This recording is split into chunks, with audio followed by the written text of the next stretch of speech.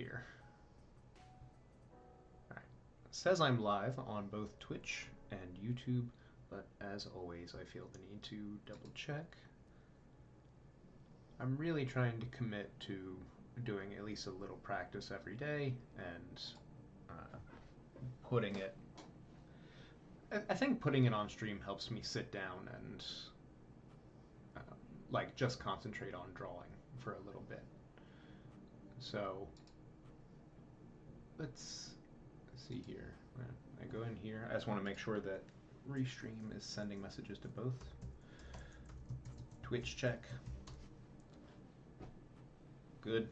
Got it there. And then if I use this, I haven't decided what I'm going to draw today yet.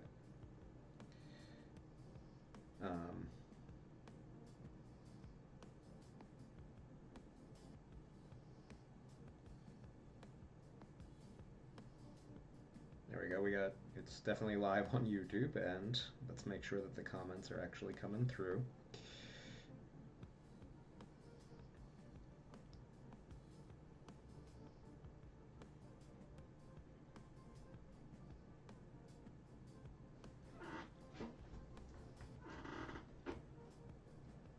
A little bit of a delay on YouTube.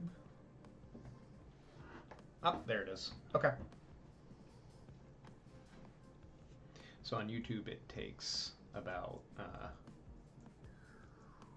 10 seconds, 15 seconds, there's a delay. That's interesting. All right, I'm going to go to line of action. And what do we want today? Let's continue with figure drawing.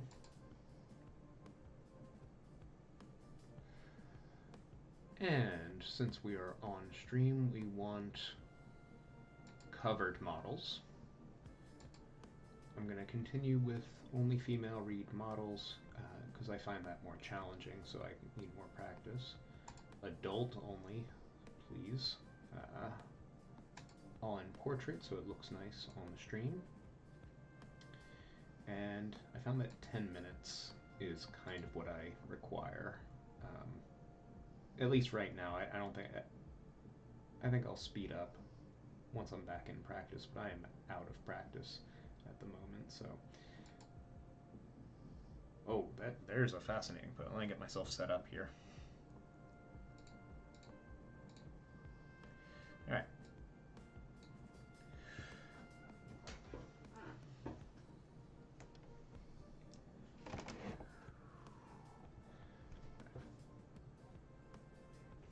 I think this one would best be served by the envelope method here.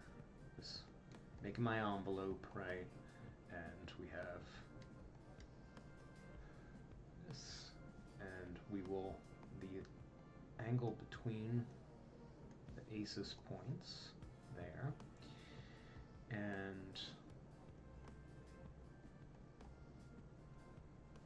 that. We have the head kind of coming through as such here. Is that about the right angle? Maybe we could go, let me see, and this knee lines up about with the top of the forehead, so like that, and then the second knee comes from over here. Now, this is the problem with using covered models, is that the tutu is obscuring a little bit of what we want.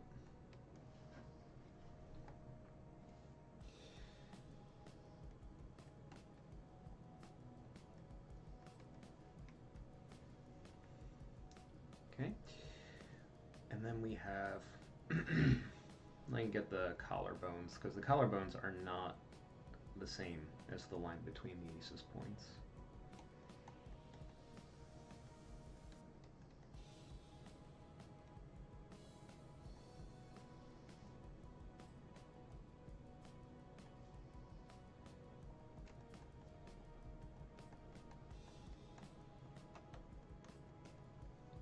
And I've only just remembered that I'm being timed.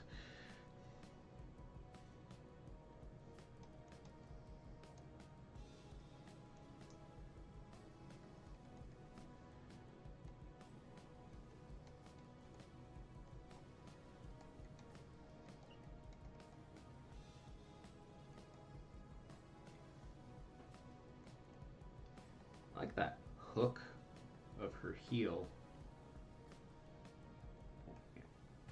The lighting's a little bit shadowy here, but I think it's pretty clear that the calf is the line of the... Wait, maybe not. They're kind of smushed together. I guess I'll fix that momentarily. Let me just get the other one approximately in. Yeah, that's... Wait, hold on, that's interesting.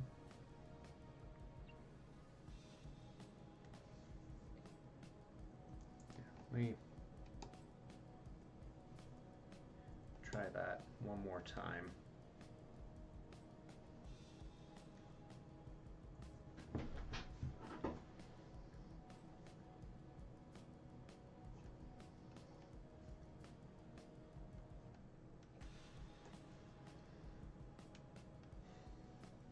And her arm is coming through like this. Her other arm, though, is... Let's give some... Hang on, let me get the actual, like, what the rib cage would look like in here. Right, and then the pelvis is in here like that. Right.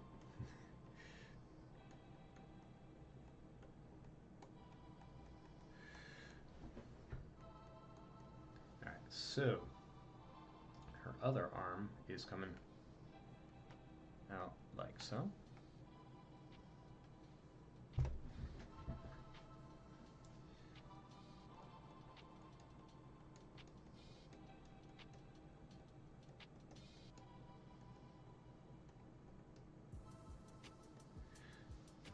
Little crease there.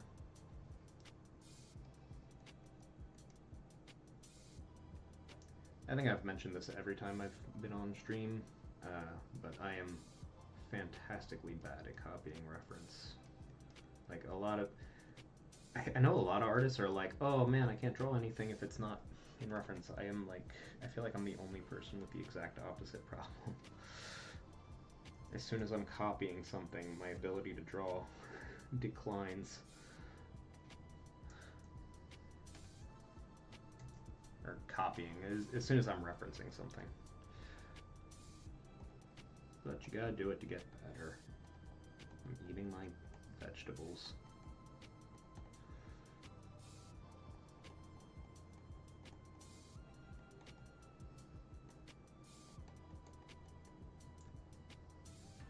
Alright, that tells me I did at least an okay job, because the shape that I'm trying to draw, right, is matching up with the shape that I'm seeing, that little negative space triangle right there.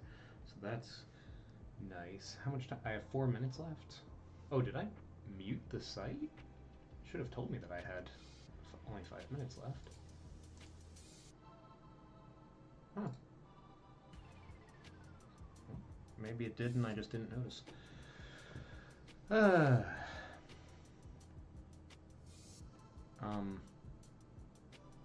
do want to get...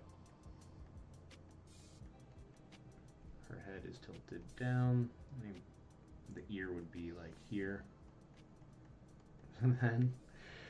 and that's all I'm going to do for the face, because this is not... We're not drawing faces right now. Let's see here. We get at least the outline.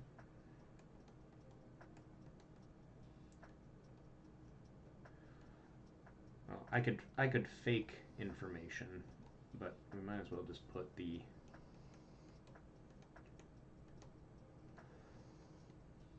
actual sweep of this tutu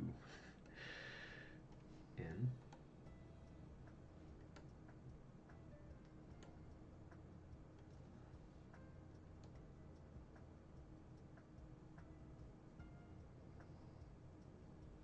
Yeah, it's got volume, so.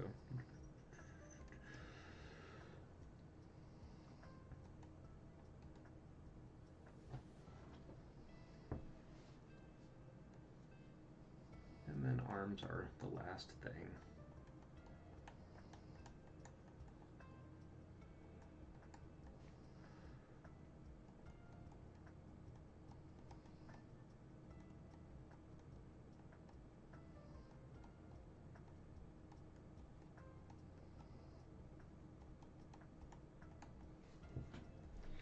Hi, Toast. How you doing?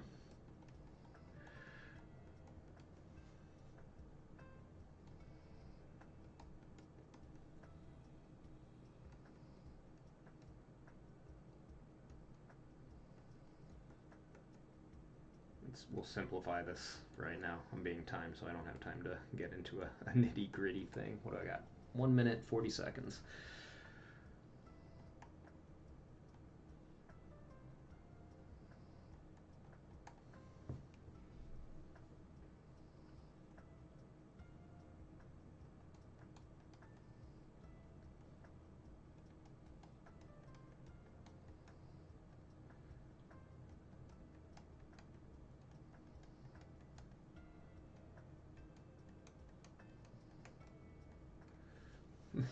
That is a big.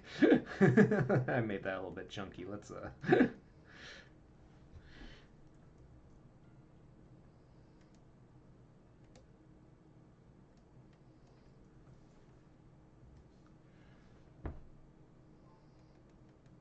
Ah, 1 minute left. All right. I get lost in details too much. That's one of my problems. Ah, that's one of my problems. But this is just like my first drawing of the day, so it's good to have it warmed up. I say that as though all the subsequent ones will be better. One can hope.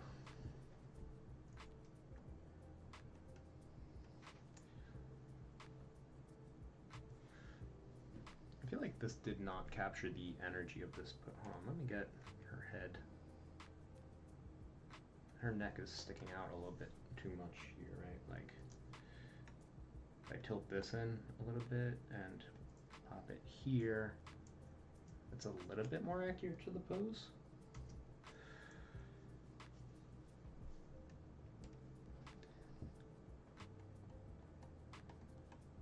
All right. Now this model, I always forget Photoshop's navigator won't let me go outside the confines of the paper. There we go.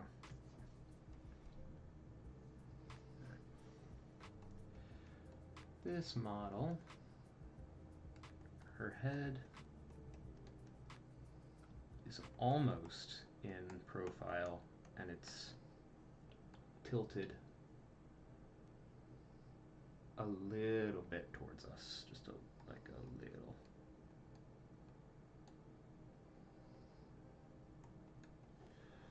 So that's that. I think this one would be best served by doing the. Let's see here. We got. Let me make sure I get her neck in. I feel like I'm going to accidentally forget that somehow. This is the line. Just focus on angles for a moment.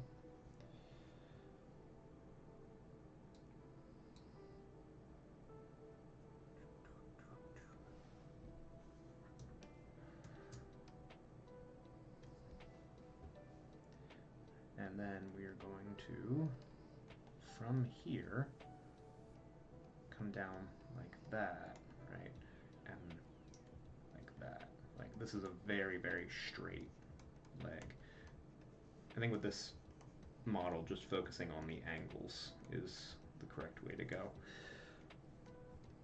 I was thinking about this particular model actually yesterday,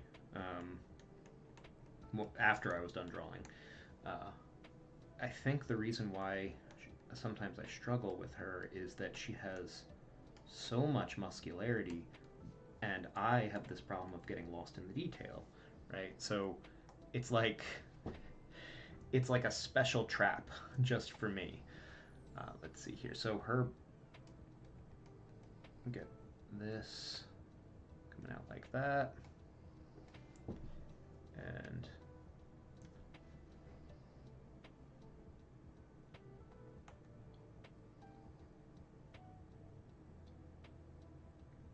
it actually kind of just continues up that line, doesn't it?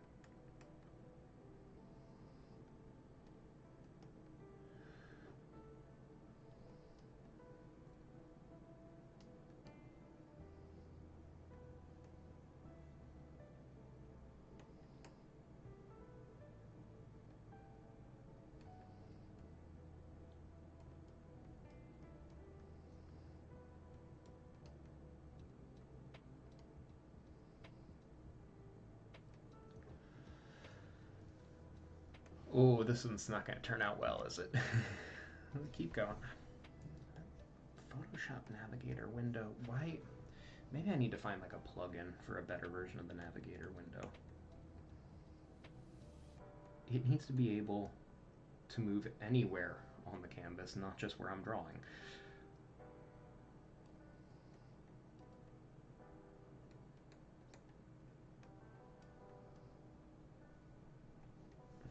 This is more concentrating on shape now.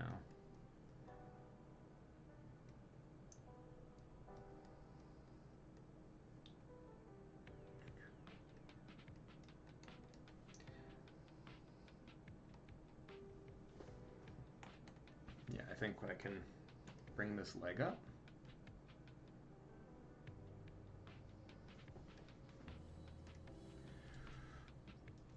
Until it would match up with where this hand is going to be.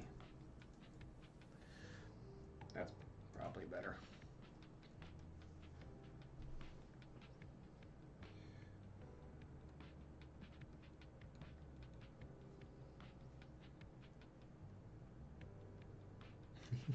It's just an interesting little pinky she's got going on here.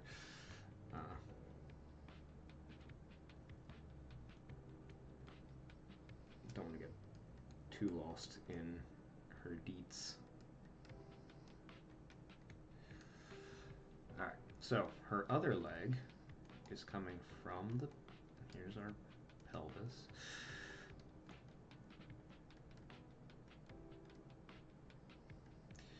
Right, it's coming, it's going to be higher up, and that makes sense because it's where her weight is actually holding. 5 minutes left.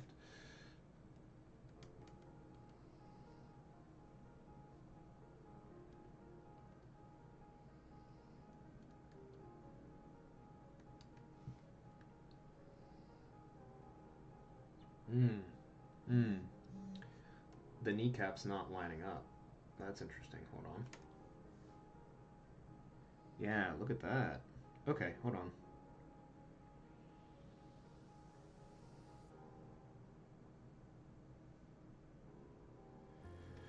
This actually has to be shortened up a bit.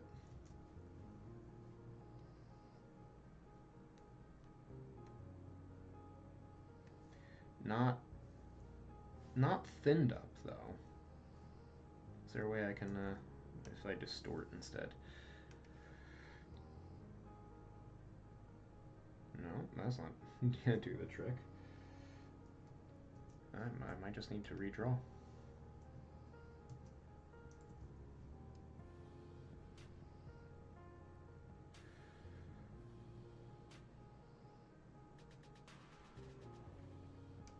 Yeah, if anything, I made it too thin. But let's see here. So these kneecaps should be basically in line with one another. Which means her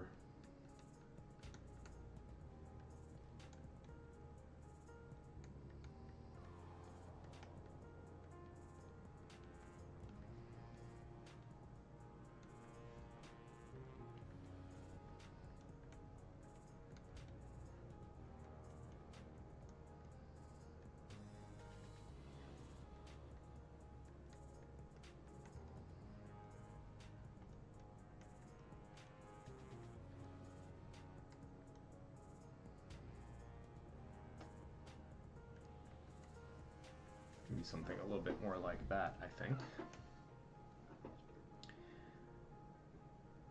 And now I can get this back leg in, which it's basically in line with the pinch of her ankle here. And it comes up just under the calf, which would put it actually right about there.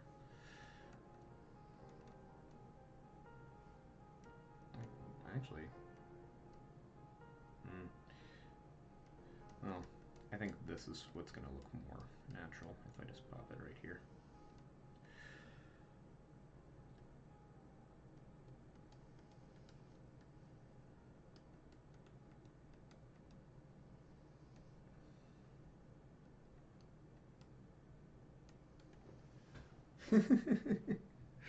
That is extremely disproportionate.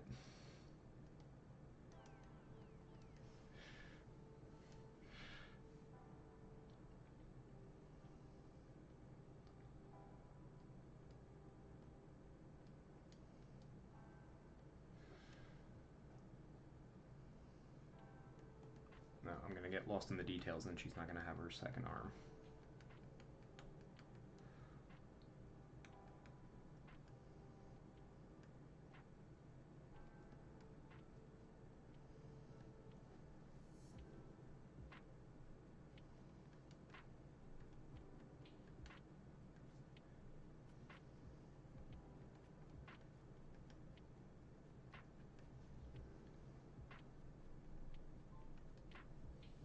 One minute left.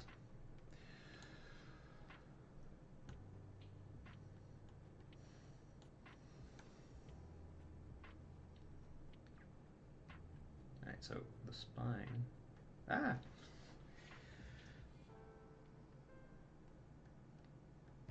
Curves back on the thoracic area like that. But then that curve actually continued. Hold on, let me get a better spine line, a better here approximation, because the whole thing just remains curved. Actually, hold on. My right-handed bias is kicking in. Let's flipper.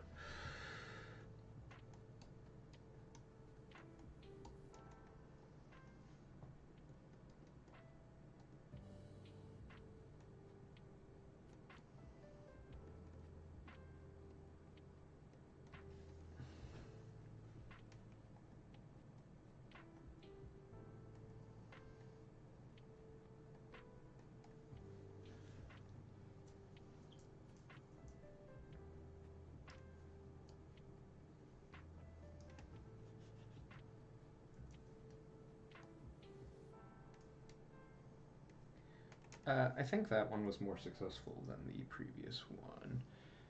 Hey, I'm gonna try to pronounce your name with all fidelity. How's it going, Toka Fedora?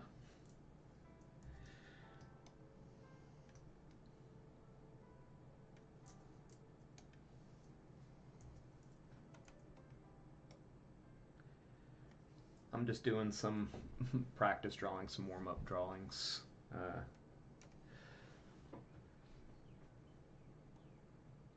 So you wanna draw along with me? I should have the model up on the screen there. Or if you just want to hang out and chat or not say anything at all, all's good. I think this one, yeah, I'm going to use the bean method. I don't think it really occurred to me till today that I have different methods. Maybe acknowledging that is me unlocking something here.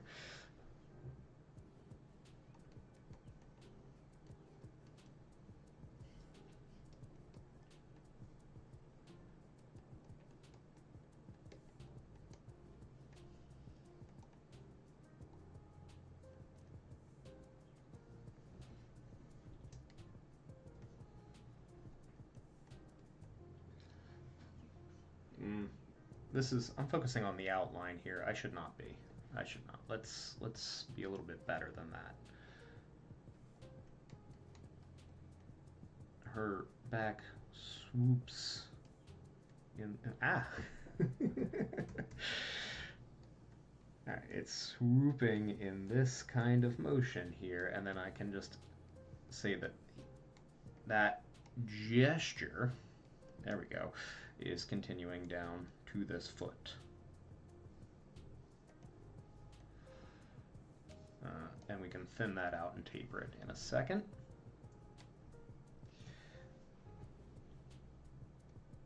And then we have this leg is coming down like this, but it's actually got a weird little bend to it. So here, I'm going to say it stays more or less in line here. This foot right here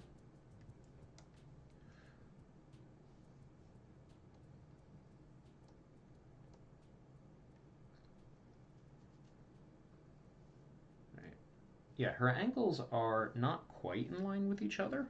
Um, I'm just gonna let this get messy for a bit. They're not quite in line with each other. This one's just a little bit higher. Okay. Now from the back, I think it's okay to show this leg inserting like that.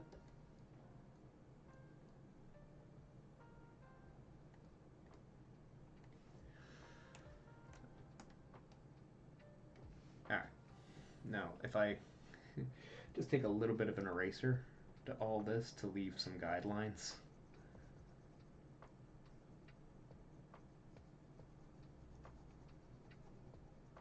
And we'll say that's the general swoop of the pose. But, oh yeah, and we gotta get these arms in, right?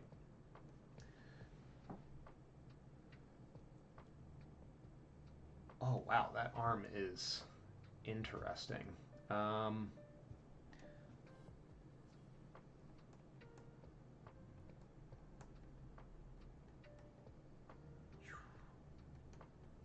it's one cylinder for the arm. And a second. This shape is, this is,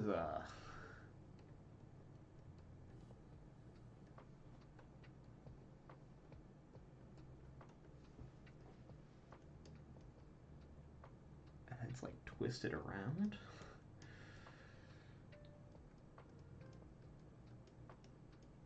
Yeah, this is going to be a little bit messy here. All right, so I got 5 minutes. Okay.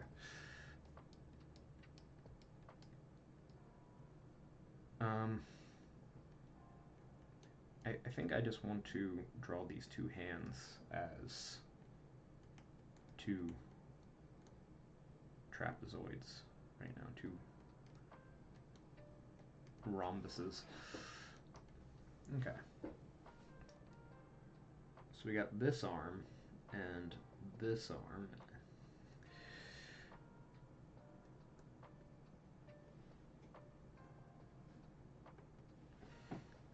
And we have her back.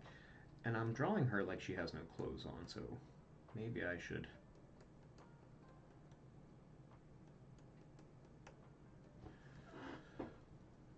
Maybe I should adjust that, but I do want to get a general idea of how she is shaped underneath the clothes in here. In here, yeah. Here's your cloth folds. Anyway, this is a good time to look at folds.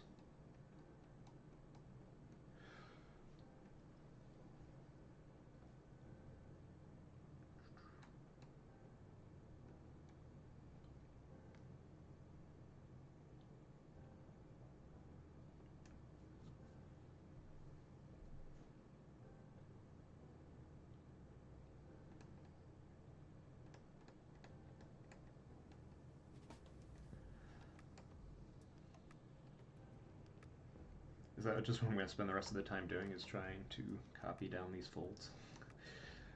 It might be. It's more likely than you think.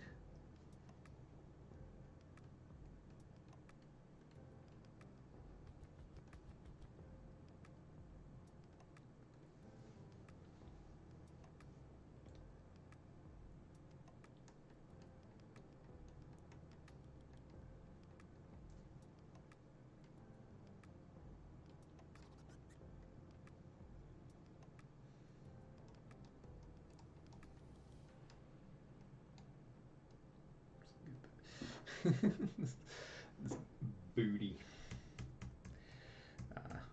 It's not coming along well.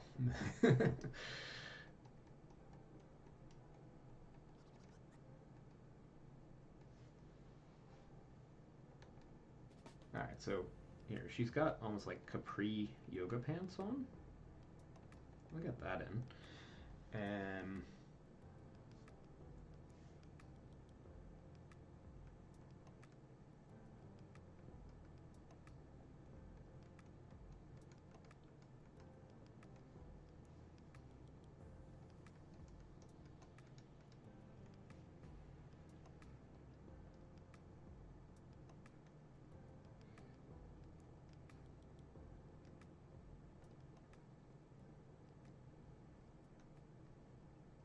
I'm not going to spend too much time on her feet. I just want to get some of the dimensionality in there.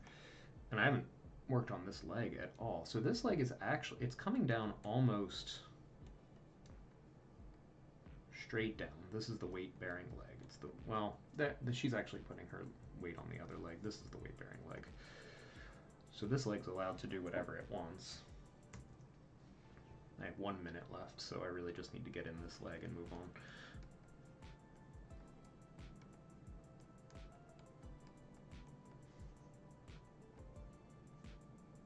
It is interesting, though. Like, it's creating shapes that I wouldn't necessarily expect. Right, and then this leg's actually tilted this way, which, given the bend of the rest of the leg, I would not have expected. Like, the foot is actually going that away.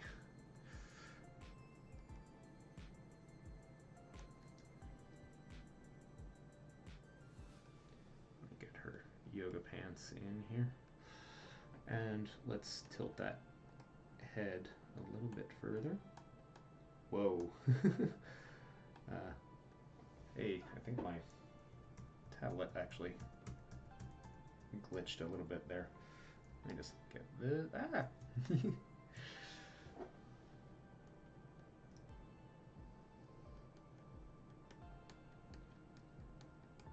There we go. Her head. Oh, okay, that's a new pose.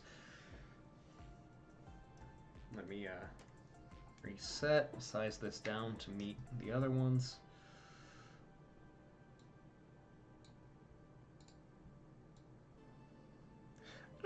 I don't hate this one. This last one that I did.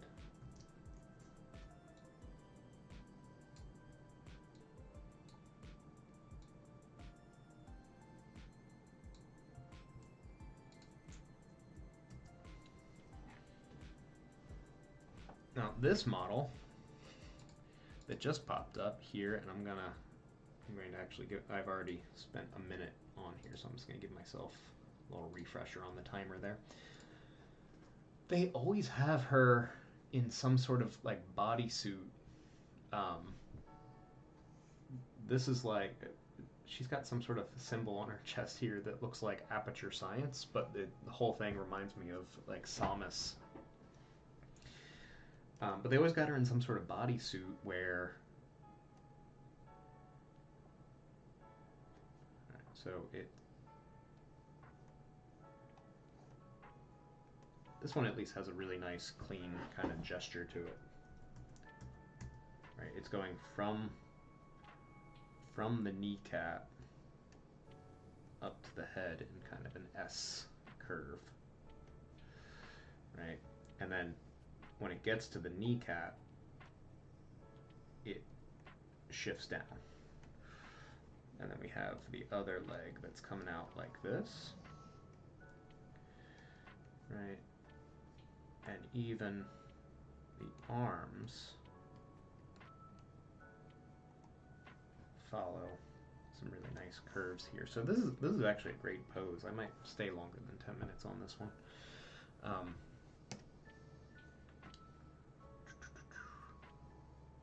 So, how do I actually want to get started on it, though?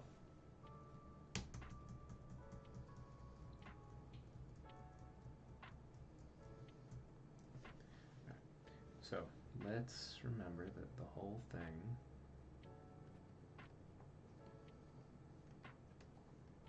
follows this curve, right? And we have the head, which is tilting just a little bit away from the arc of the curve, followed by our body. If I draw a line between the acromion processes, the line would be like that.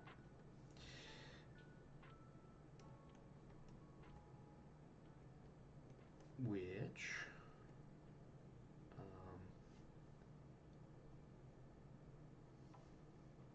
she's bent this way, yeah. So if I were to use the envelope,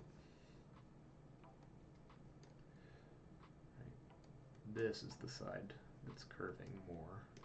But we do get some of the dimensionality of the rib cage in there, so I'll just have to make sure I add that later. Now let's see here. That's 1, 2, 3, and then so here's where this would start up.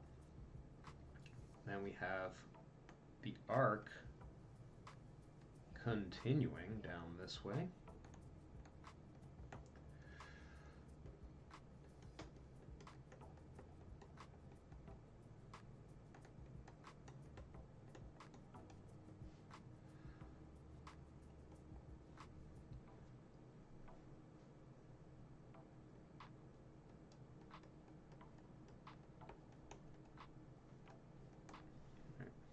We got that leg in.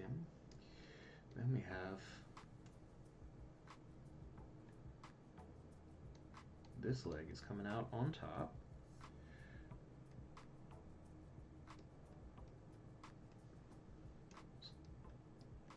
Coming through like this.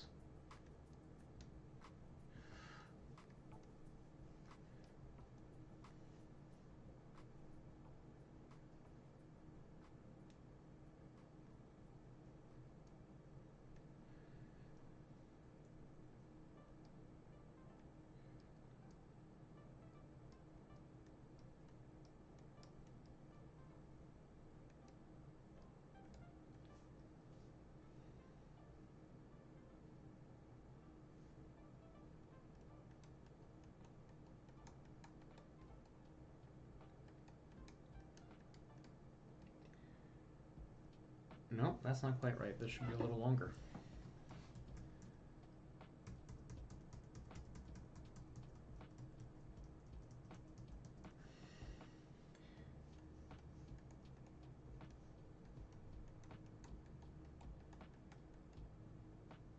There we are, yeah. There's a little space in between the ankle and the next segment of the leg here. And 5 minutes left. I'm actually going to pause the timer on this one.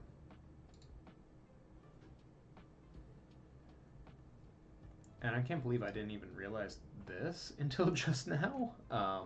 But her arm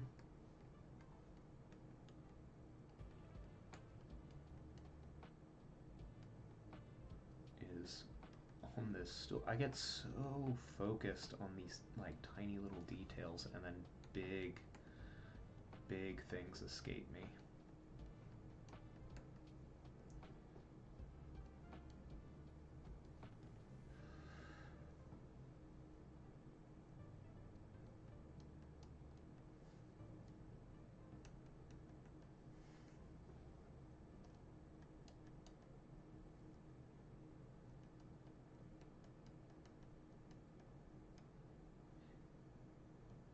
I changed the audio, like the music and microphone. I'm using a different microphone here today. If anyone would like to give me feedback on how the audio is, I can't. There's probably a way for me to listen into it and tell, but I don't know.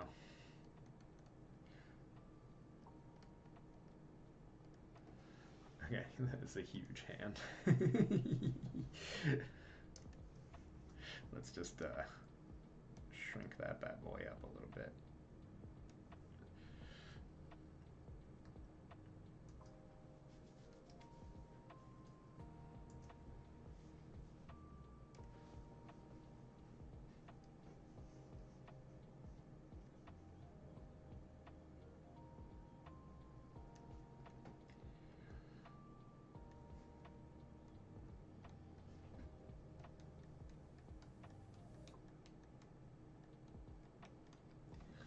I don't want to spend too much time on the stool, just wanted to note that it was there. And then let's get, so at this point I would like to get some more of the actual volumes in, right, because she had her rib cage, right? So we have the actual rib cage here.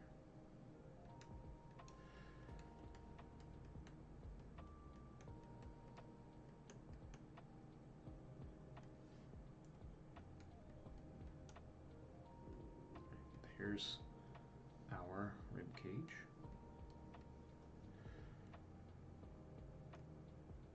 Do I want to do it like, no, I want to do it like this. Yeah. Then we have the pelvis, which would I be able to see into the pelvis? I think so. It's a pelvis. Yeah. A bit like this. And her spine, right? It's coming from, her spine is coming from behind the head, going through this, the thoracic, and boom, down into here.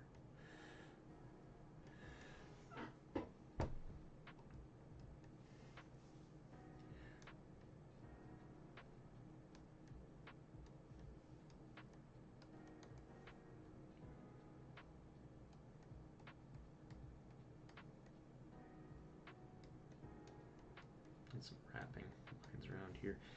I was looking at some of my like traditional figure drawings from a class that I took a few months ago, and some of them, not all of them, but some of them really lacked volume. Why is Photoshop was just glitching for a second? I have had this PC for like a decade, so it might not be running at its highest possible.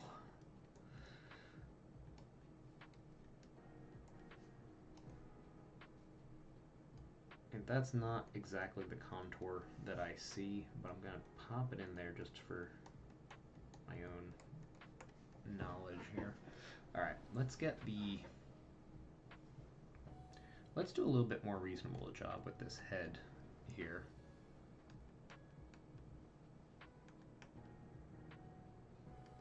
Because her face is... Does she have a... She doesn't have a crooked nose. No, it's just the way her face is... she's got like a very slight which is pulling her nose that way, I think.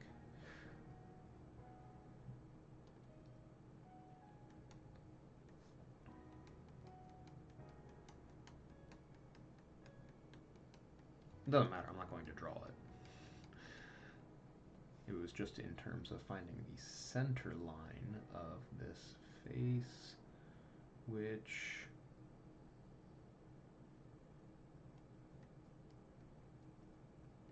be something a little bit like that. And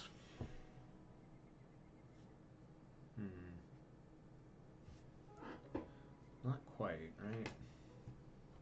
I think take the head and raise it a little.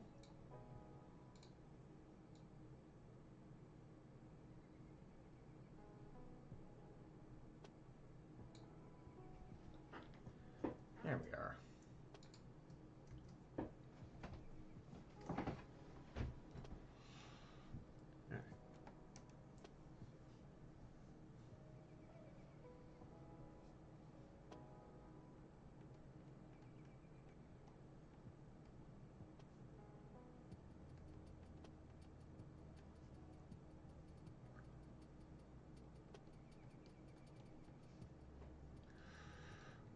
And this curves down.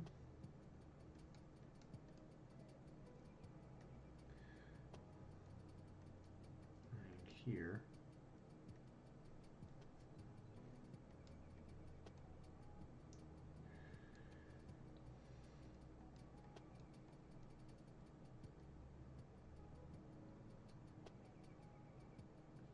Okay, so the contours of the suit are giving that, like the little lines they drew on the suit, but actually her bicep should be on top from this angle. So let me just make that a shape, just define it as a shape.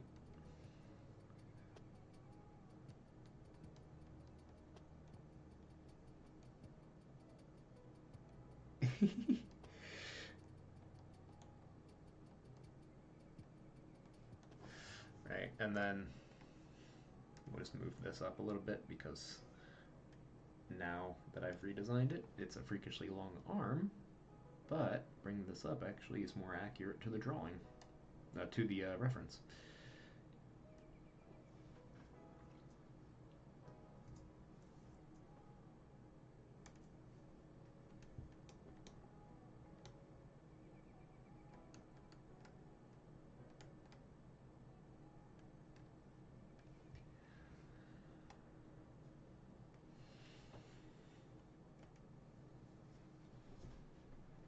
Alright, now this arm is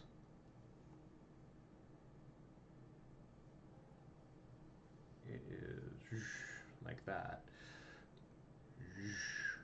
Oh.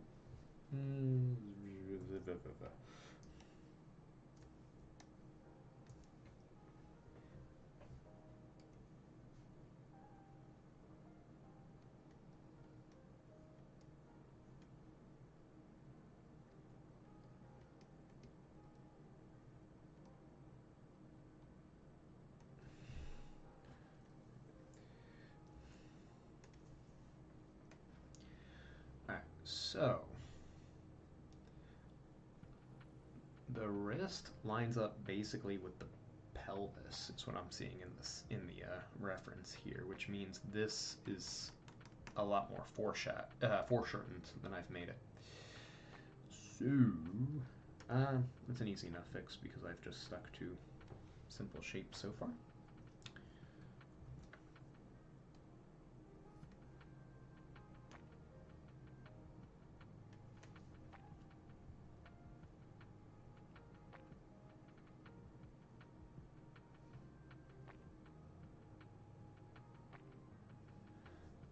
I think that's about right. That seems about right to me. With the hand coming out.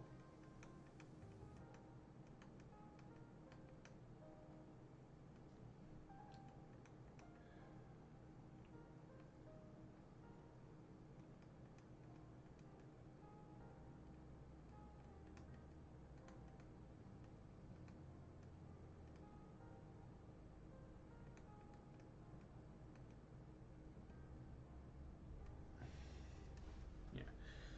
There, we don't need detail. I can do a whole stream of just drawing hands some other day. Right, so if this is foreshortened, then the upper arm needs to be longer than the lower arm.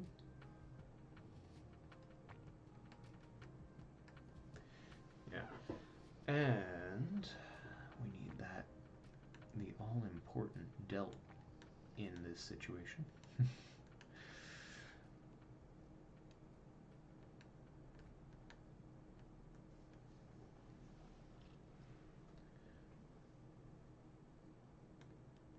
Right, now I can get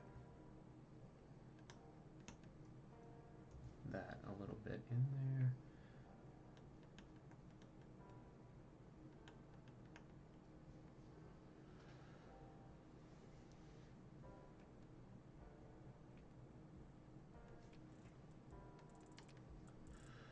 Let's get some wrap lines on some of these forms here.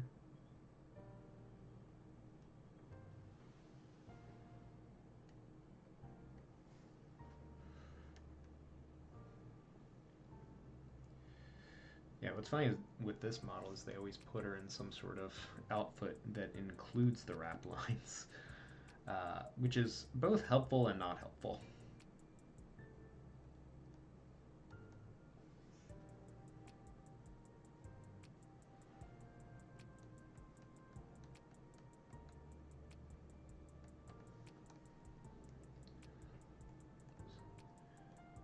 Get that sort of diamond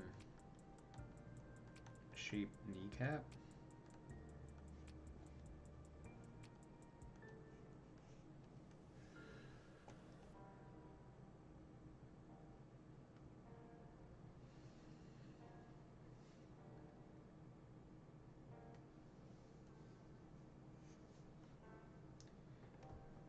And get... You guys can see me drawing on this, right? What's, did I accidentally select something? Deselect? Oh, that... I don't think I did, though. Alright.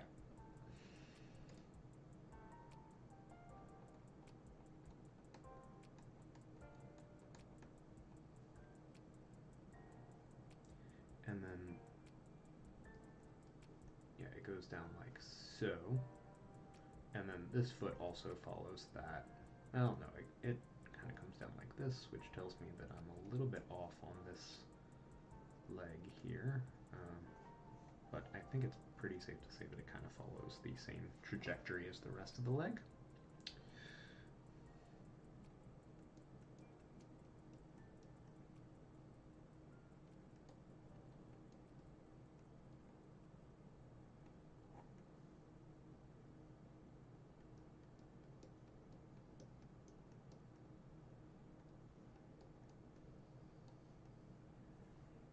That's wrong. That is incorrect.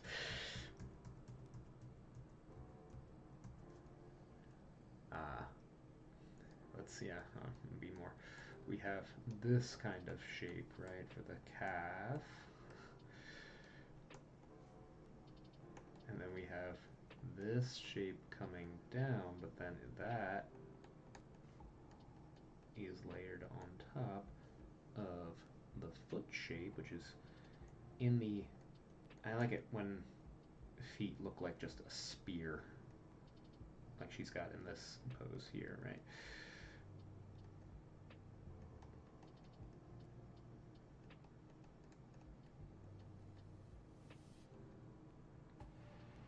It's actually interesting.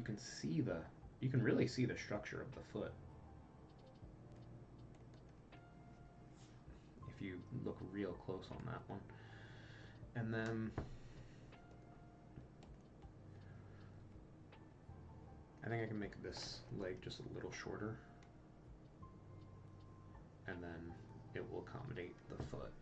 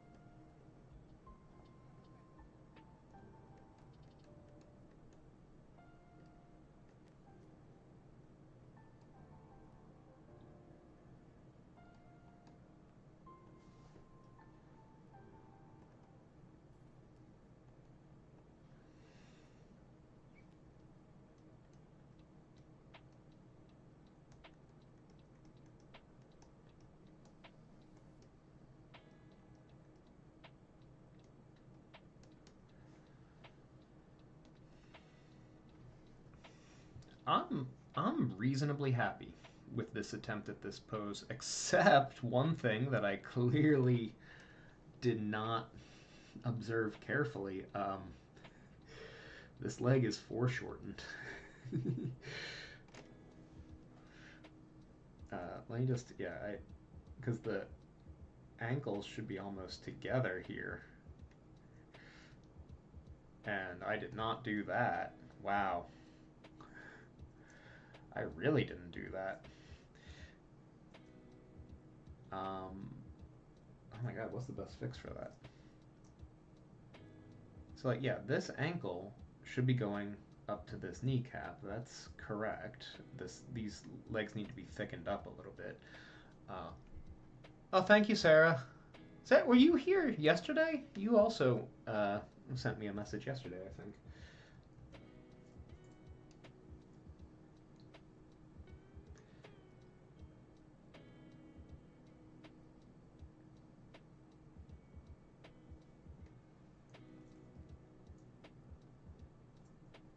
Alright, I can't just make this shorter because the feet are about proportionate to one another. So I think what... Hold on. I think what actually has to happen is this entire leg needs to be adjusted. Oh, I love doing this. If you move the little pivot point onto where the leg actually articulates, then you can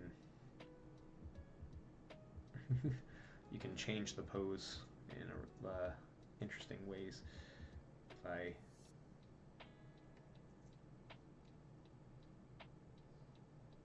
that's a little bit closer to the pose. I'm gonna have to redraw the leg on top. I don't know.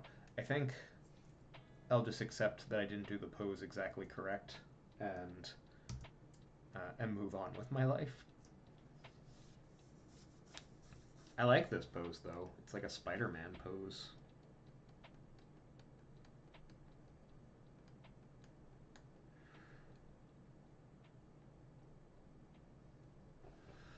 Oh yeah, and we'll make it a little bit more. The model has, you know, organs. Let's include some space for those organs. And if I do it like this,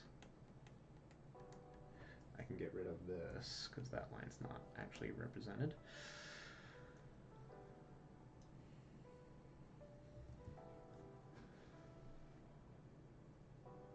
And this is actually a lot more subtle than I've made it, so let's just smooth that out a bit.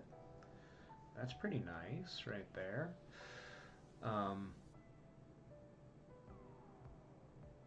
It does bother me that this leg is not correctly foreshortened.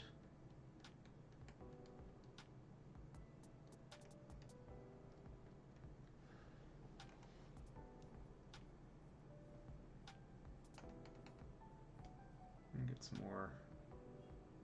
Yeah, it's interesting. All of my comments today are coming from YouTube. And over the past few days, it's mostly been Twitch. Maybe it's just the time of day.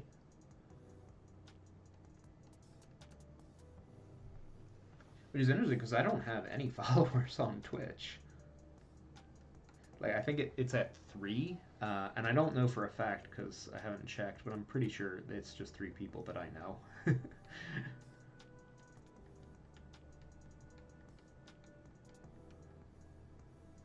So we'll call that no followers.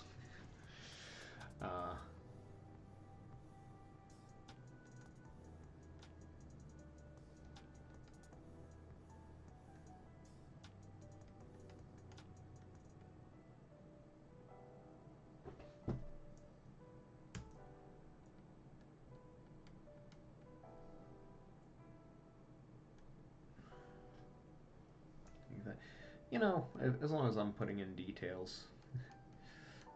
Like, these are the kinds of details I'm not supposed to be getting lost in, but I don't know. I feel okay about this particular attempt, so I'm gonna live in it for a little bit. So, on her hairstyle. Okay, she's got like a side buzz. That's cool. Right, little side buzz going on here. And then her hair, I'm not exactly sure how that hair clip is working. But her hair kind of is coming up like this, just to give it a shape. I think she's buzzed on both sides, and she's just got this one tuft of hair that is currently being held up in some sort of a clip like that.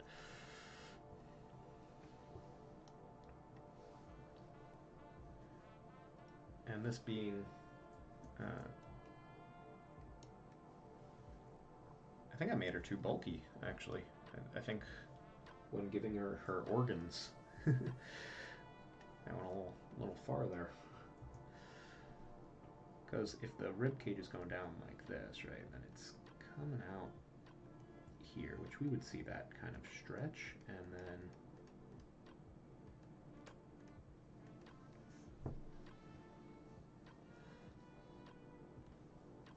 we can get the there's the Twitch commenter, the bot trying to get me to buy viewers. Why would anyone buy viewers?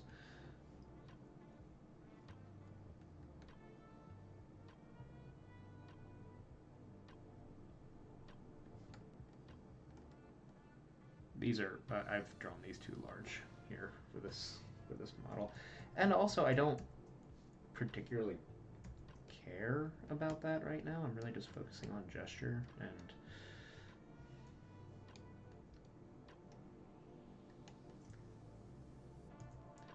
but yeah, it's there, so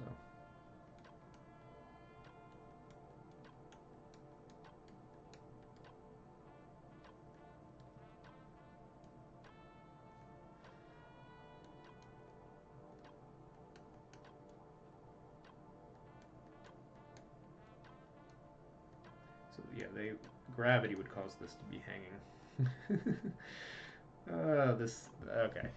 Let's let's go back to an earlier state where yeah, I feel weird. Yeah, yeah.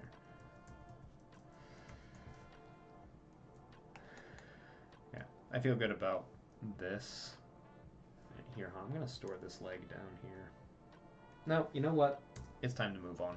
It's time to move on. It is time to move on with my life.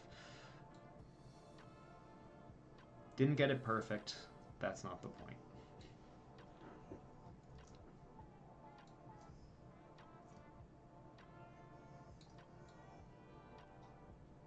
These are supposed to be 10-minute poses.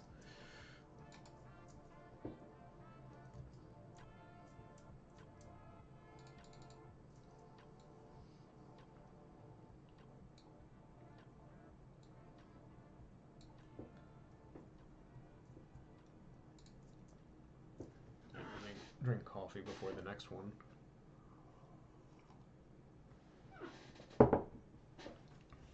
Okay. We're gonna go to the next one. Oh, it's the same model. Same model on a different day. Or they just did a lot of costume changes in the same session. Okay. Take a moment to observe. So one thing I'm noting is that if this is our eye level, which is about, we're about eye level with her. If that's our eye level, like you can see that that she's standing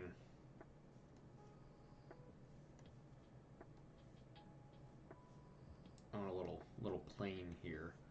I don't usually draw it in, but I don't know, for some reason I'm feeling compelled to this time because one foot is coming out like this and the other foot is peeking forward like that. So that's interesting. Her weight is evenly distributed between the two legs, right? So if like the pit of her neck were here, right, they would be kind of right in between these 2 feet. The anchor point, the weight point. I guess I don't have a name for that thing.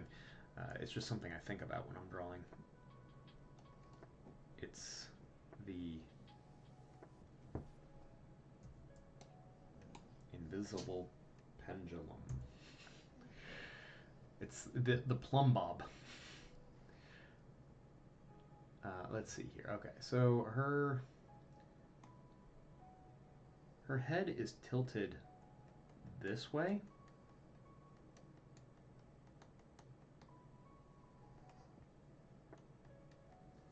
And actually just a little bit up. And that's why I say that we are basically in line with, there we go, our eye line is about here.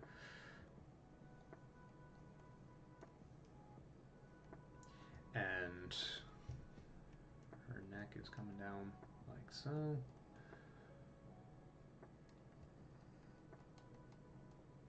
Right. But that... Why am I having a hard time approaching this one? It's not a complicated pose. Here, let me start over again. We don't need to go back. We just erase.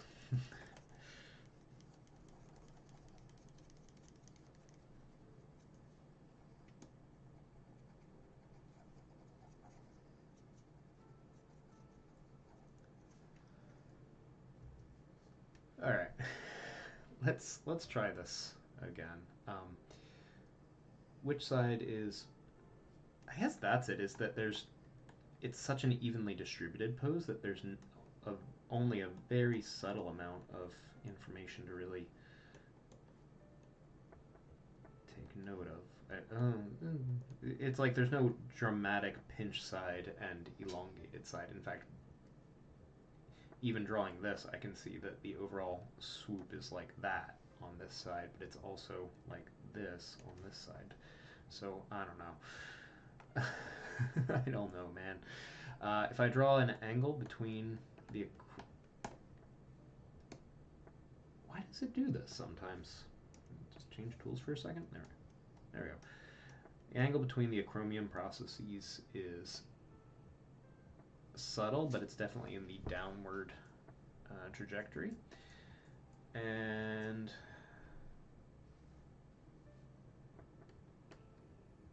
her pelvis is actually pretty straight here. So if I were to...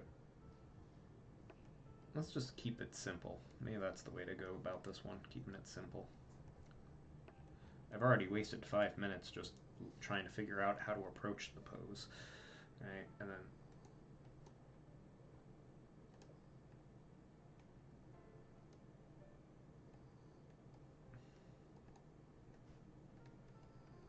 let's get some simple shapes in here.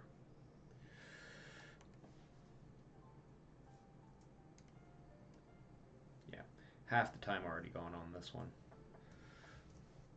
The last pose was so fun.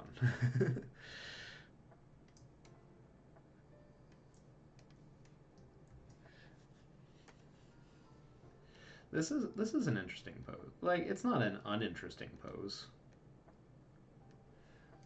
Right, she's got this leg jutting forward, this leg's a little bit back, so that's why they're pointed in slightly different directions. She's got this arm, like, really foreshortened.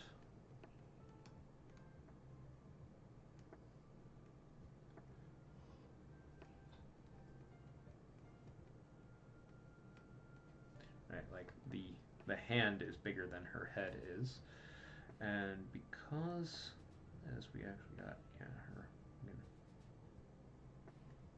right, and she's also tilted forward. Her front is tilted forward.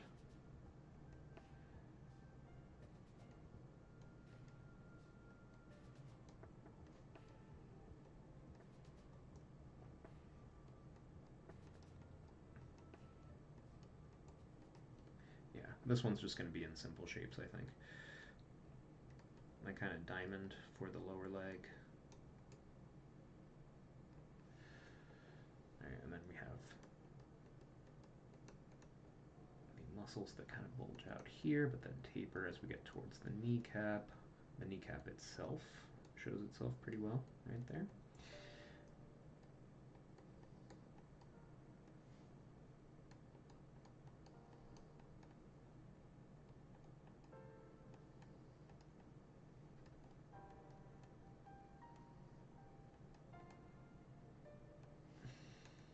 Alright, so we got that. Her arm.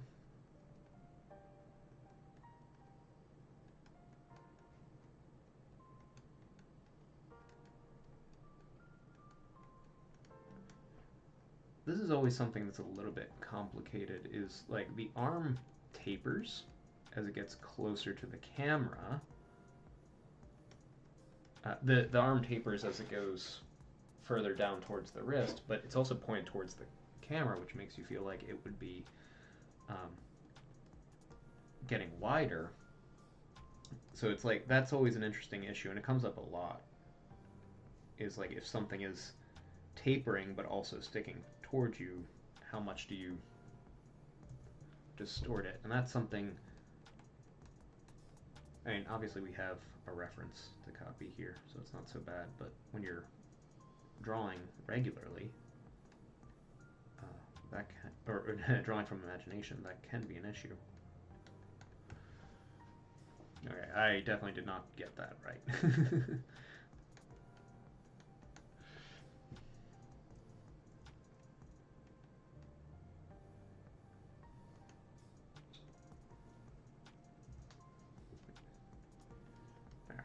Well, all right, what, I have 1 minute left. Let's just get the other arm in. This is not going to be a success story, this pose, but that's okay. That's why we're timed, so I don't have the ability to just dilly-dally.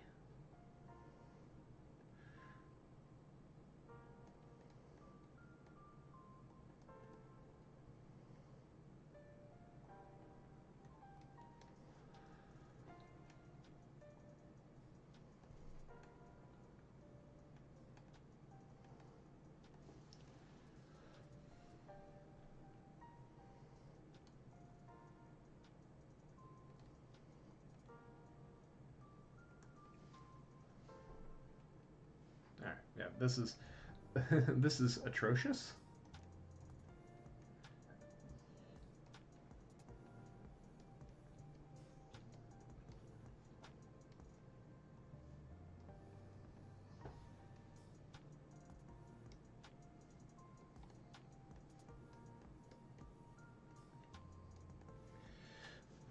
But it's at least done. Here, camera.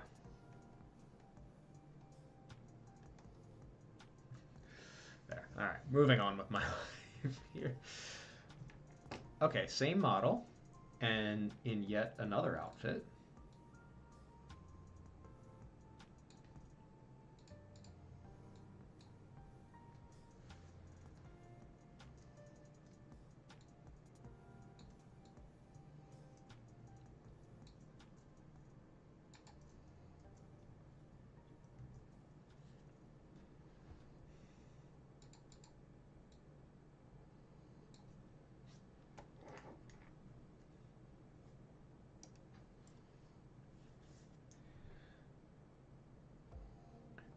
This pose, right, we have this nice S curve that her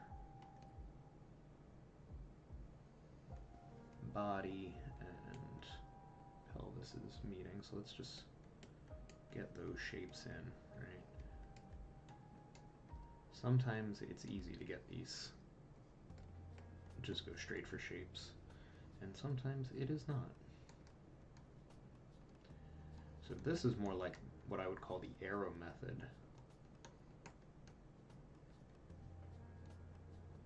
Than perhaps some of my other ones were.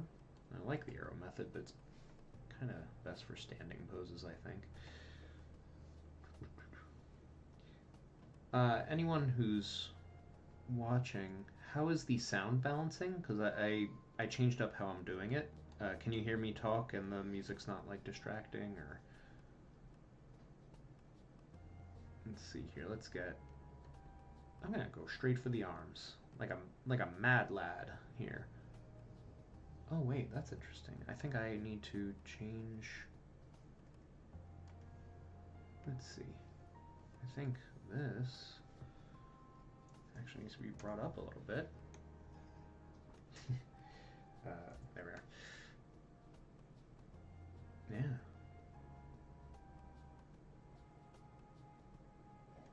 Wait.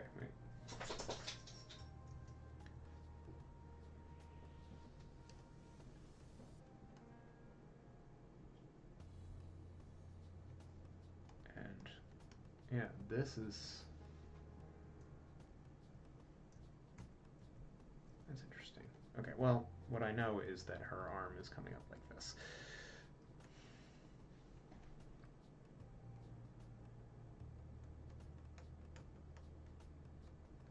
And we'll just make that a very simple shape for right now because we're being timed.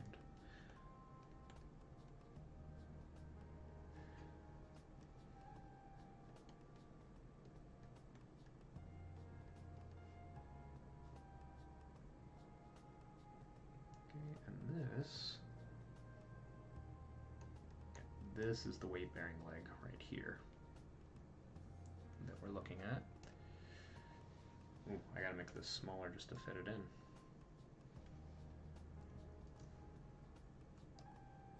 Oops, oops. What? How'd that even happen?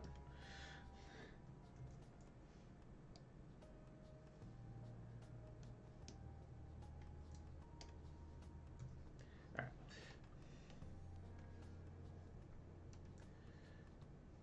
So this is the weight-bearing leg, kneecap, coming down like that, and then we can spread into the foot there, and then the other leg starts a little lower, and it's not pinching into the other knee, but it is like we do have a, yeah, like this, and it ends up just a little bit lower.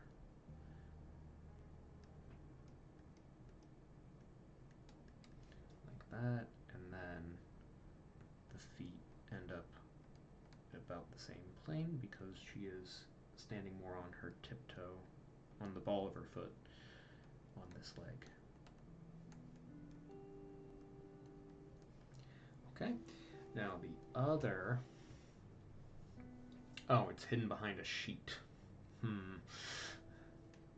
Alright, so like I could fake the rest of the information, but I'm trying to train my observational skills here, so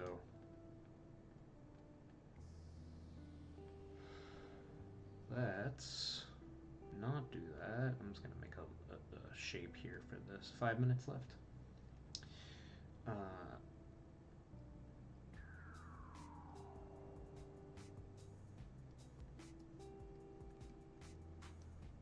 And hey, what an opportunity to draw some fabric here.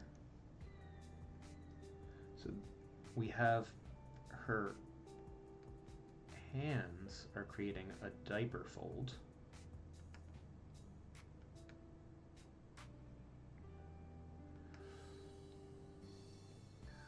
And you can actually see her other hand coming out like this, right?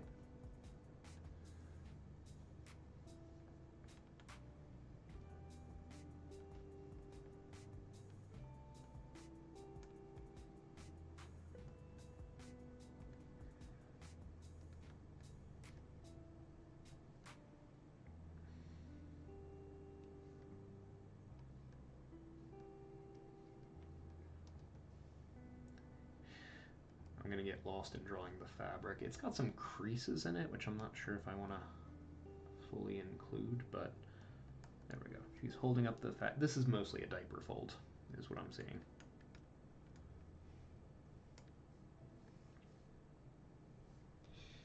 And we can get some, some meat on the bones here.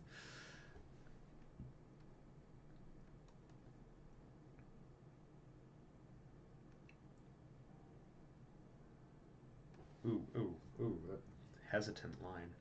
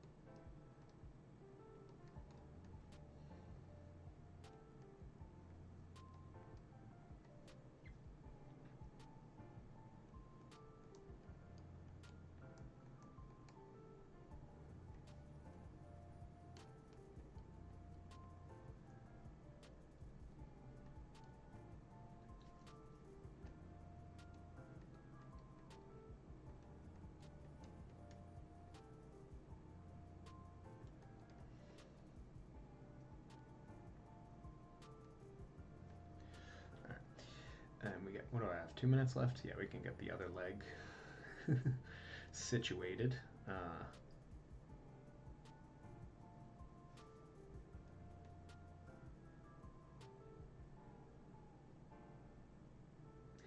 See, yeah, her outfits always have the contour lines on them.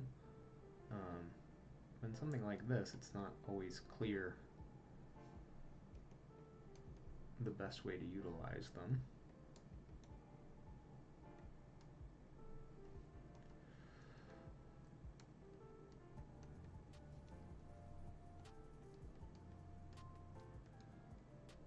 This actually tells me that I did a decent job here because I'm getting this little gap in between this leg and this leg, and that is what I see on the drawing, or on the reference. And yeah, this leg is just tucking behind here. Like, the shapes aren't perfect, but at least I'm not wildly off as I have been in some previous attempts to draw from reference. I don't hate this one.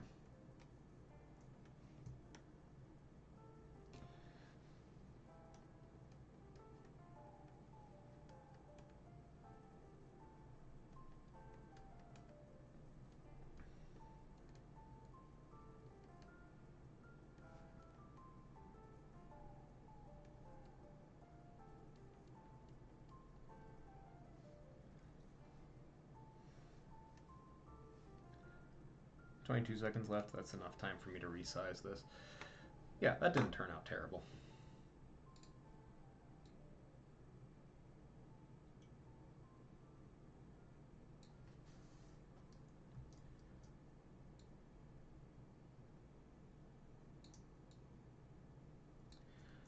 I feel like I'm... Ooh, ballerina. Let me pause her for a moment. Alright, so I'm gonna make another layer just so I can free up some space here.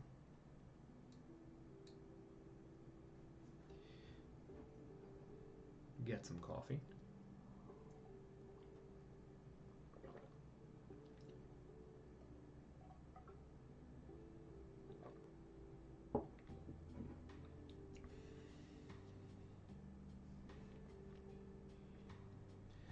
Okay.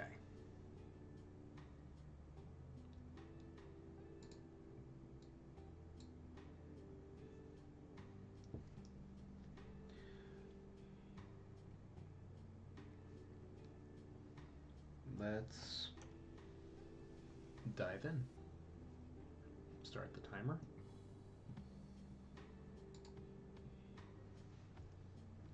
Okay. Gesture-wise, we have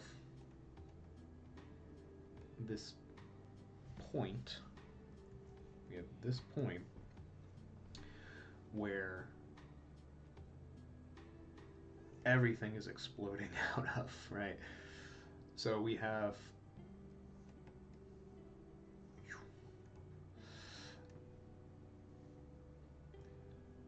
her toe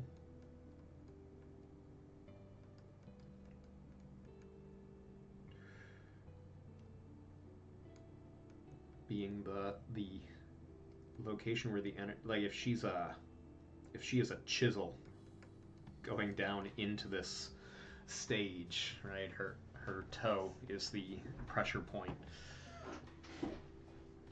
And we have, of course, am I going to draw this from the toe up? I'm going to try drawing this from the toe up. That'll be interesting.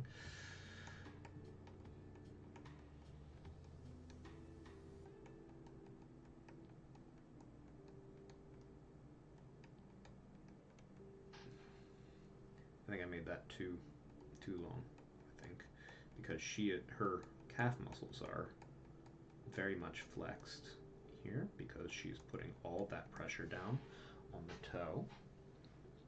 And then, of course, we have the kneecap, which is then giving way to the quads, which are, on this ballerina, are very well developed.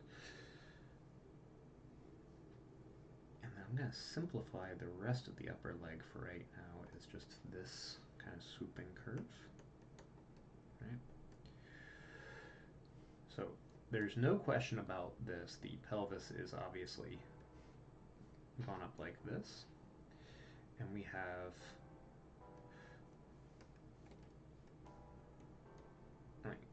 the pelvis is like this.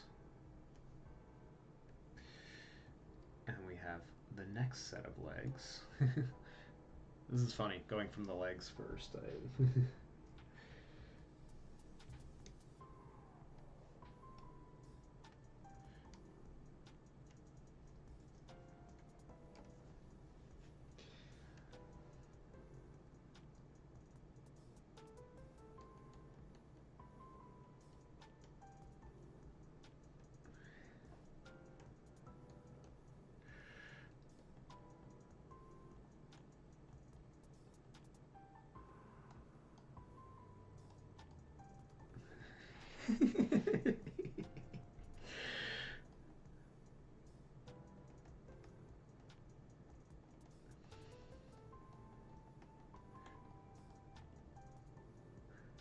Right, if that's her foot, right?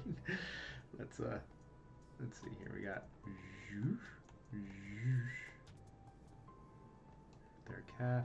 I'm gonna just draw what I see here and then move it down onto the rest of the leg.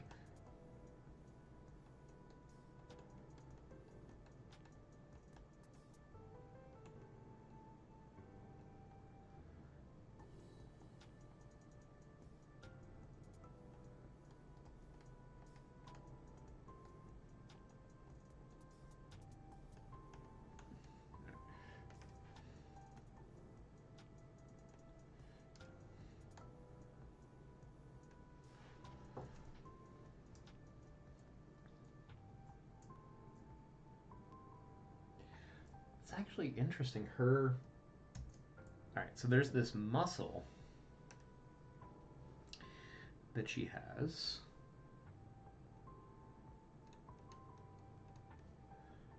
So first, let me just smooth out this connection here. There's this muscle in the lower leg that is coming out like that, and then leading into the kneecap and going ahead like that, but then you also have the curve of the basic leg here. All right. Now,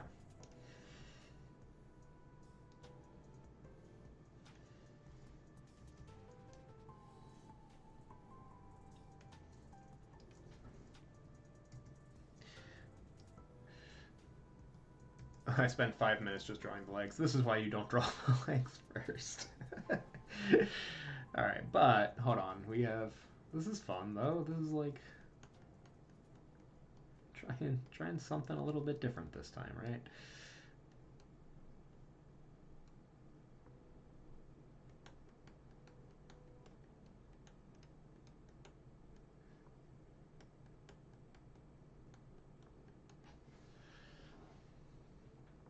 Alright, so yeah, obviously the pinch is here, right? This is where we have pinch, and this is where we have some stretch, and we have her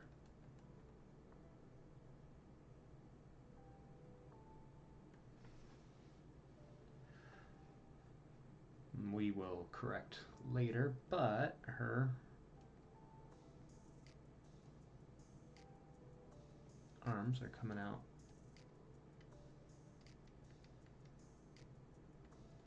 like that.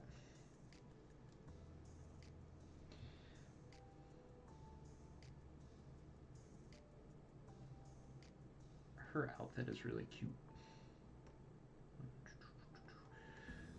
I think that it comes out. Ark, are you getting lost in details again? Yes. Yes, I am. Thank you for noticing.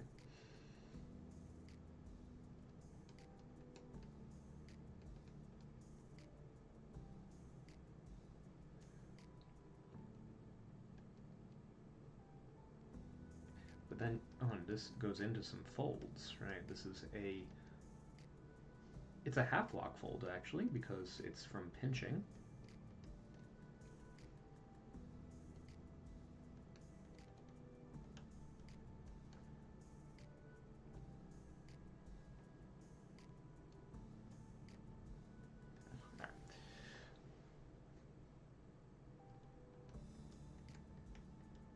And this time I will indicate the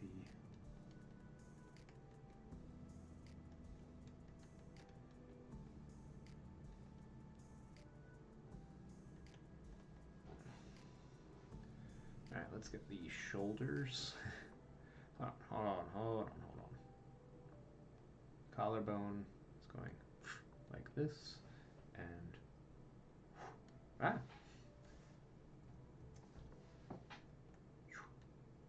that. The deltoid is coming up over the collarbone.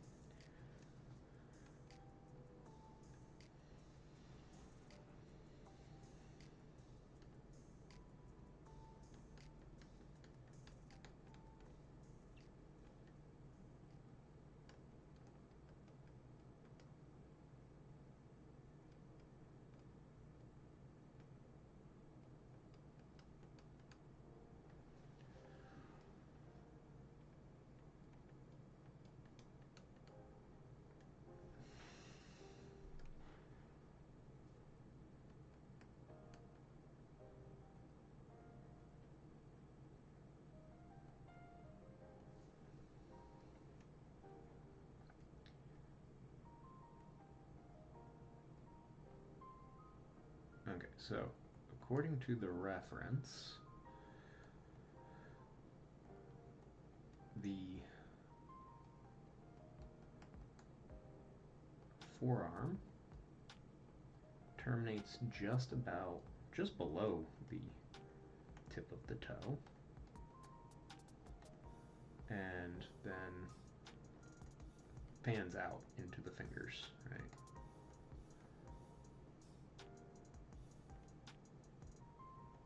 And we're not worrying about hands too much right now, so I'm just going to leave that as a kind of vague shape.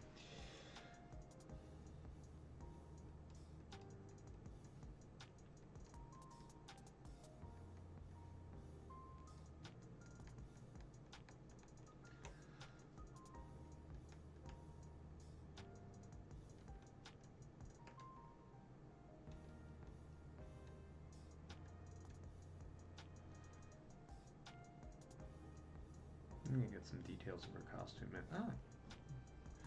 Wait, hold on. I wanted details of her costume. Let me get lost in my my details.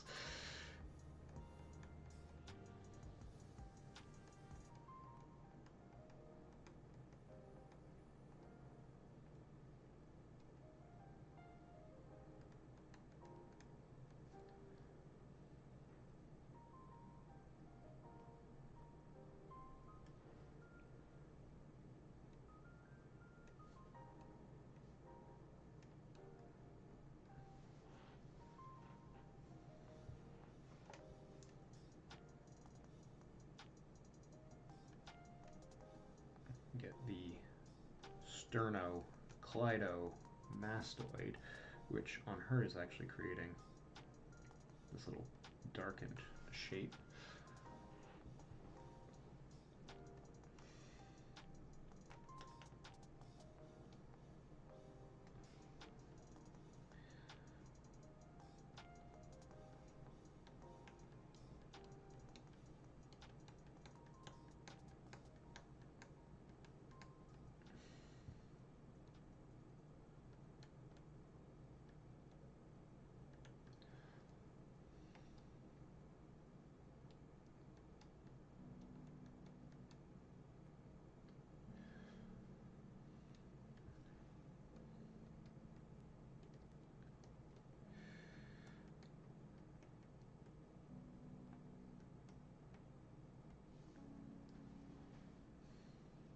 This is not overly detailed, obviously, especially when you zoom in, you're like, wow, but I mean, this is what it's like in a regular figure drawing class. You don't get to zoom in this far usually.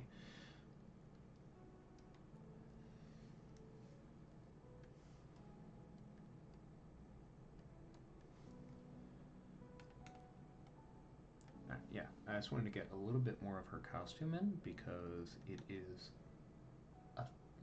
very cute.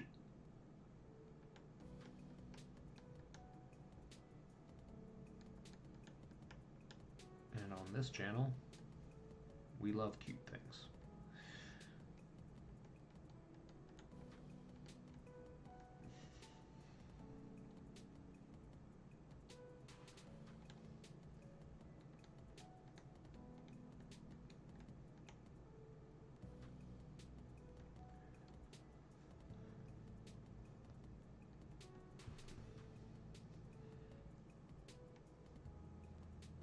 Oh, it actually has a little, like, so it's attached by invisible little things like this, but then it's also got these, like, flowy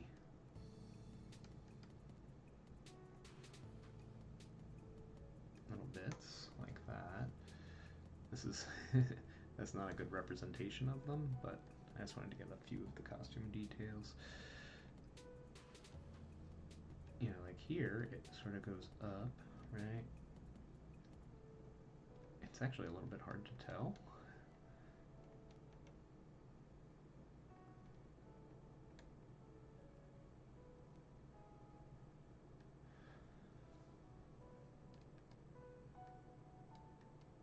Get some wrap lines in here as well.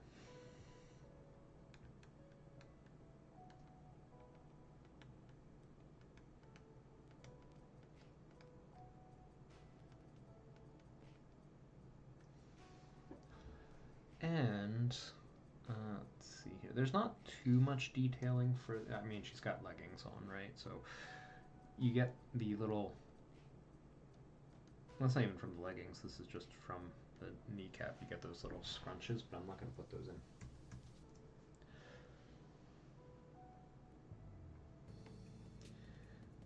You know, I see some people put a little gap in between, and I'm actually like seeing that on this model. Maybe that's something I need to start incorporating.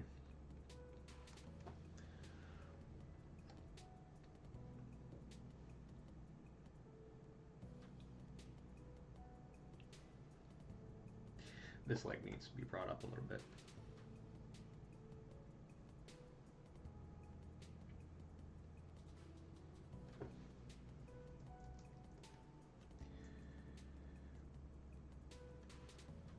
No, not skew, distort. I just want to bring this up like that.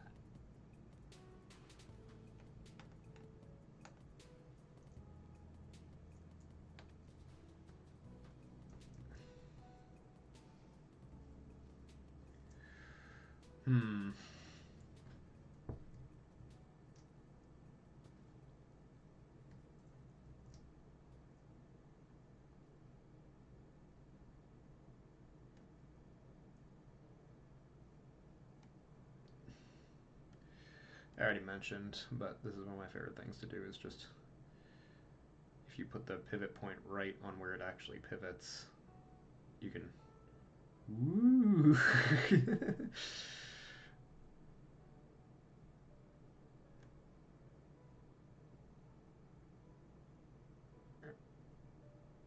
Just a little bit taller. And that does kind of look like this leg is a little bit big now, so I'm just going to give her some more. There we are. I think that's... Not sure if that's accurate to the image, but it stylistically makes me happy.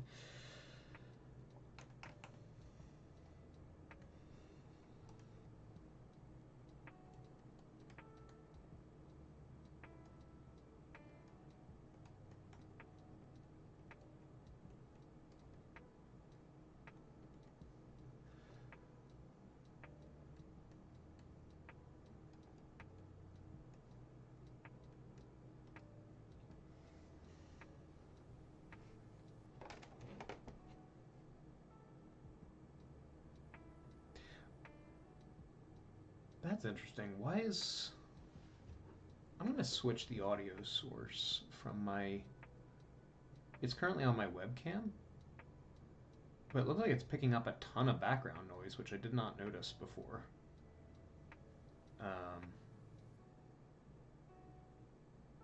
It's just picking up the sound of my computer. Wow. Let's see here.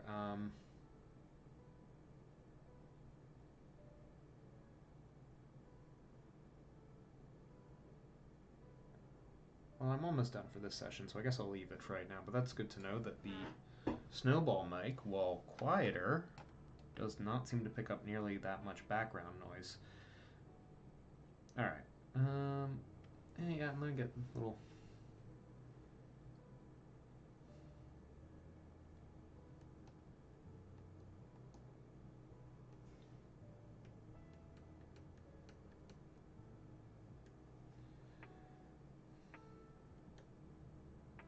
I'm not gonna actually draw in her eyes, but I'm gonna indicate her sort of dark eye makeup a little bit. She's got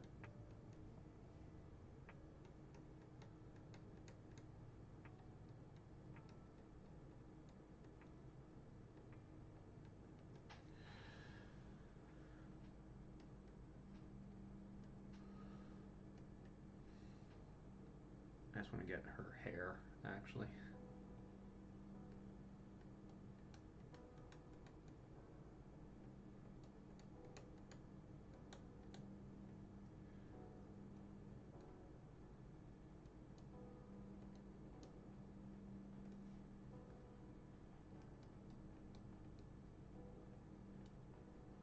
It's kept pretty tight, and in these little sections here. But then we have this like little flowery crown coming out, and possibly I can't quite tell. It looks like there's a little floral embellishment here, right? And then sort of a wrap. I'm going to assume that she's got maybe a little hair, extra hair poking out back here. And then the fun part is that it goes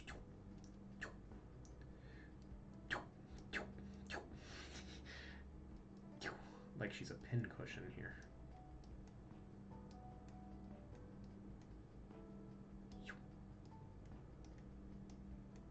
Get some of different height in just to show that it's like dimensional.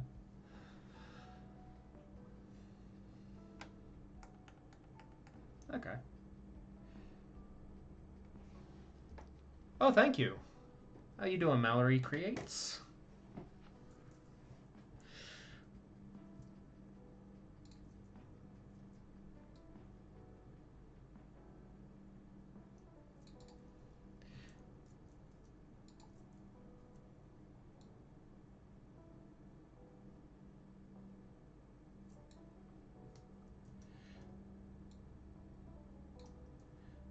Alright, we're just gonna pop her right up here.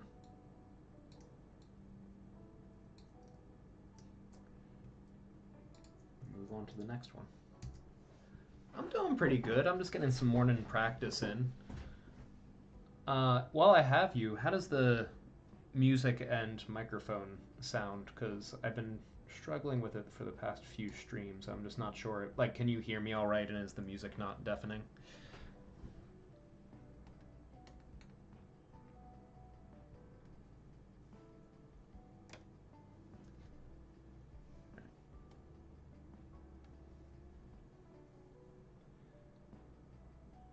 All right, let's see here.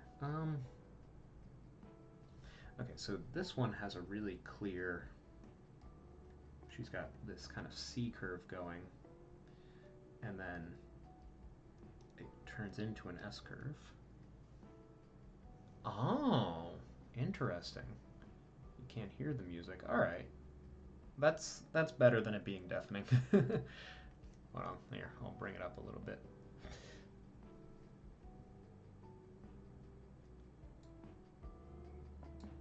I'm like kind of new to streaming, so I'm still testing all this stuff out. Mic sounds pretty good. That's good. That's good.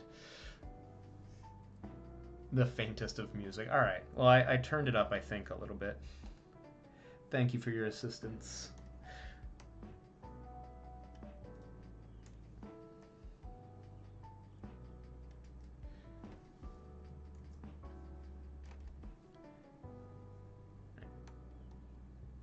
Line goes down like this, and her head is tilted.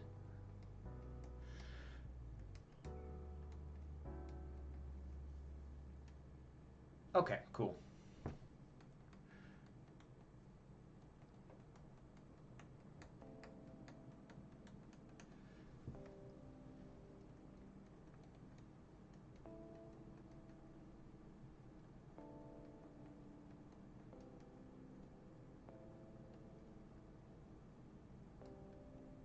All right, I can get her. She has a really clearly defined rib cage.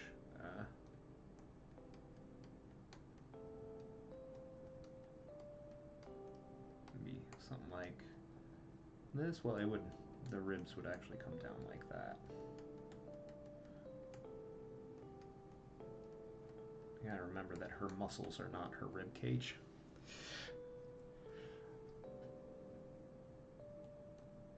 And then her pelvis is coming in like, let's create a vague shape for right now, but it's coming in like this.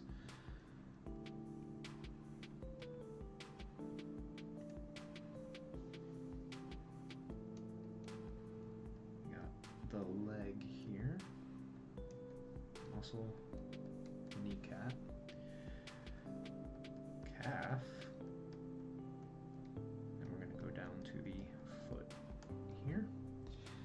All right, so let's get some dimensionality on this.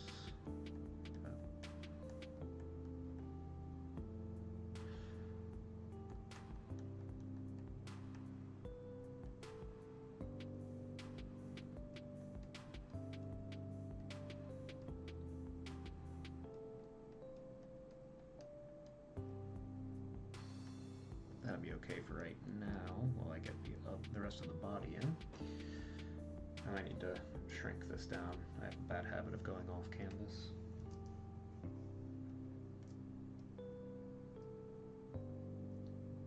Oh. Oh, I just learned a new Photoshop shortcut. I didn't realize that. Okay.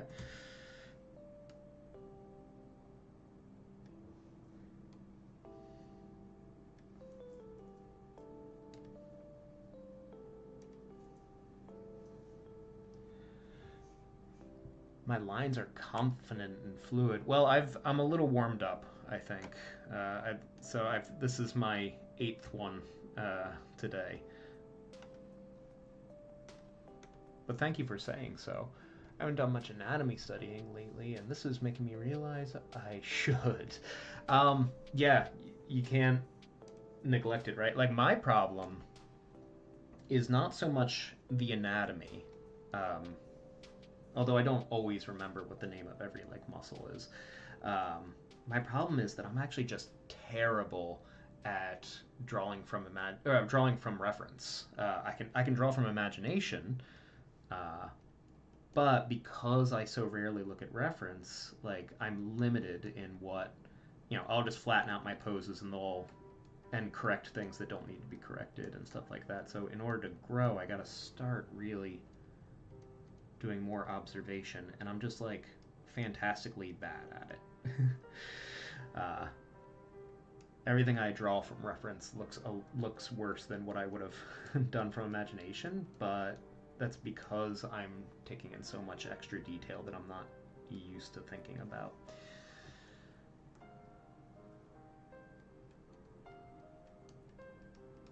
This model is great for anatomy, though. This particular one, she is so chiseled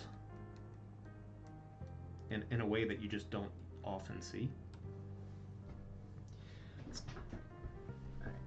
That's kind of what I've been doing. I'll kind of put something down on the canvas and move it around, tweak as I go, which leads to more work in the end. Yeah.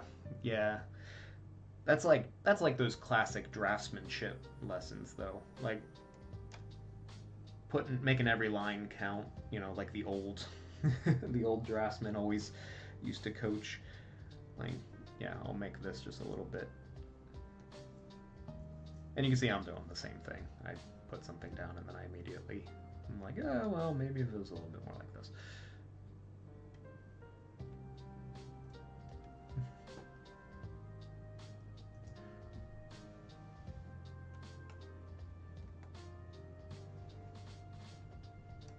Let's see. Now she's got a swoop going here. Like this arm is way coming out, and we have this one going out like this. But look at how much difference there is between these two arms. Right, we have her deltoid coming out. This arm coming here, right?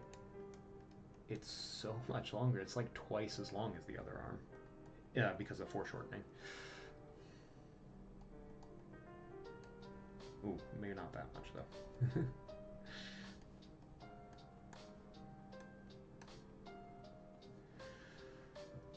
I might end up shortening this arm up, but we'll see.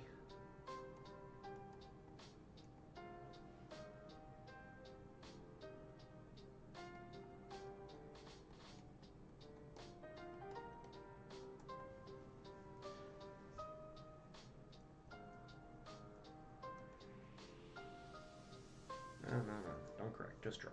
I'm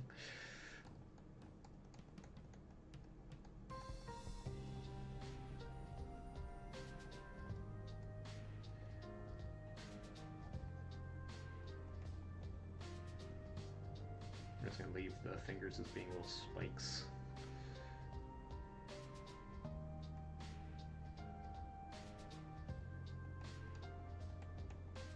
Okay, so, yeah. I knew that was going to get a little long.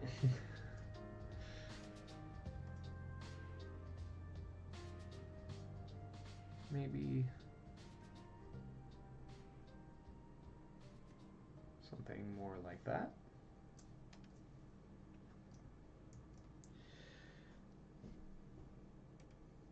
And then the other arm, she's got her traps, and then you have this really defined line coming through there, and then the deltoid's wrapping around like this.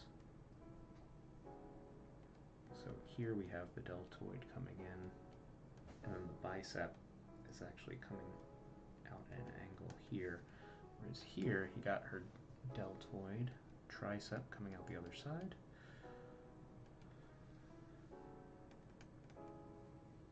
And then, I always forget what this muscle is called that wraps around like this. It comes from about there and wraps around like that.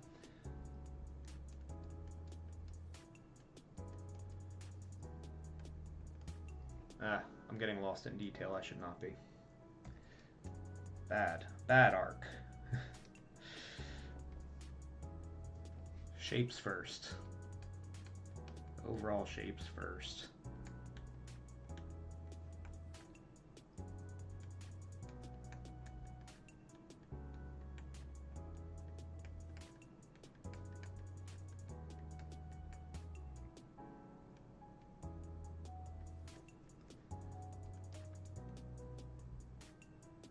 Oh, I never put the timer on this one. I was going to say, I feel like I've been working on this for... Alright, well, I'll just finish up this and move on to the to the next pose.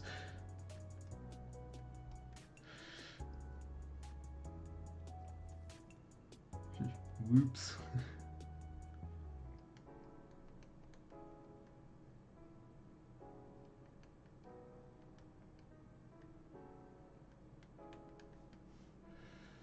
Alright, now if let me just add some details in from the reference. We got her rib cage popping out there, then really tapering down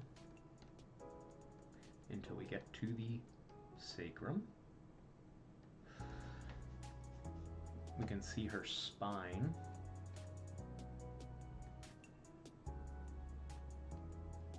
Coming out from, this is where it would connect, so it's coming out from this point in the cervical area, curving down like this in the thoracic area, and then it's going to come out here for the lumbar. Let's see. Alright, so her tummy is actually, it's a very straight line aiming towards the tricep here, and then you can see that her rib cage kind of comes in before the traps fan out again. Ooh, wait, let me get that more specific.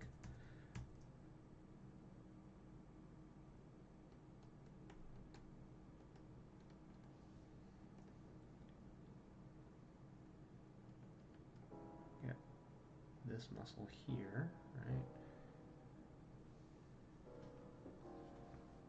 And of course she's got, you can get the breast in there.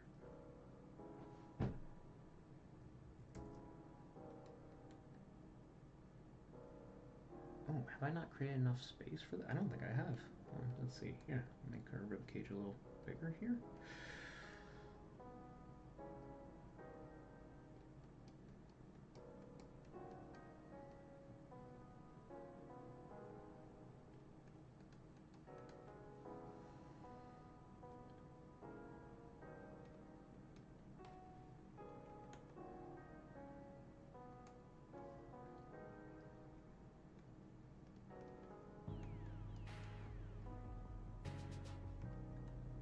Always like to get that little bump. I love this bump by the wrist.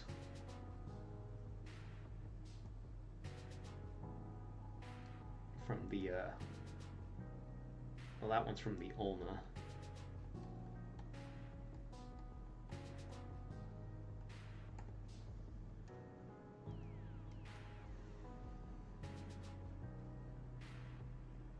Alright, let's see here. You got, yeah, right. It's cool, and it's also, I don't know. Well, like sometimes you can see that like the forearm connects to the hand, and it almost like dips down a little bit. I like indicating that. There are certain just tiny little features of the body that are always just kind of fun to see.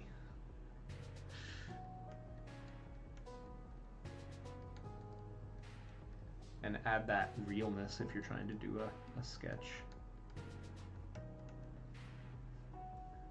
It adds verisimilitude.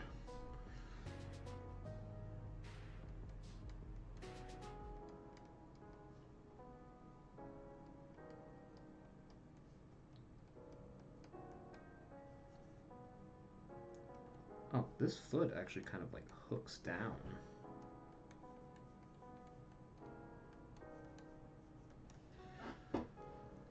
Alright, now, yeah, this is... Ah! Line got away from me.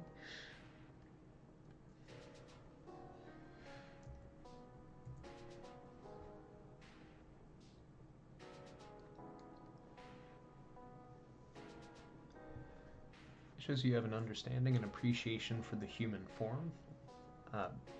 I'm big on portraits and people, so I like to pay attention to details like moles and other unique features. Yeah. And like you can make them so beautiful too, like those little like beauty marks and features.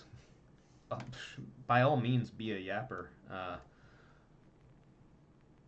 The reason I'm doing streams right now is just it makes me sit down for a designated period of time. But also, I really like the kind of feeling of community when people pop in, so it's very appreciated.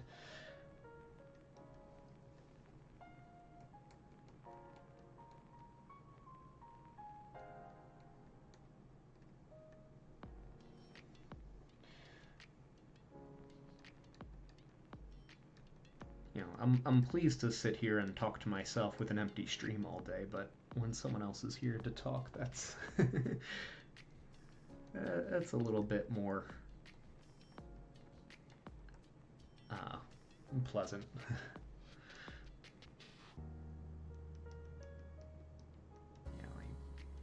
So this is where her ankle is coming in.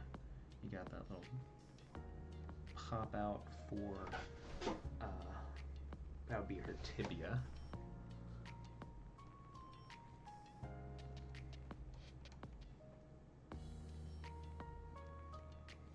Okay, heel. I think I should just do a stream that's all hands and feet. I am so clearly faking my ability with hands and feet.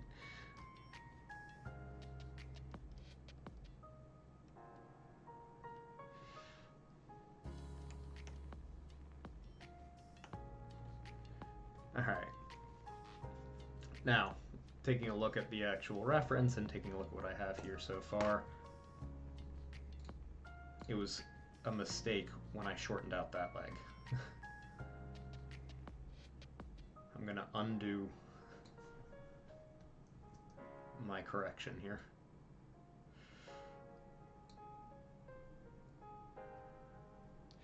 Enjoy people popping into our streams. It's fun to talk about something we both care about. Absolutely.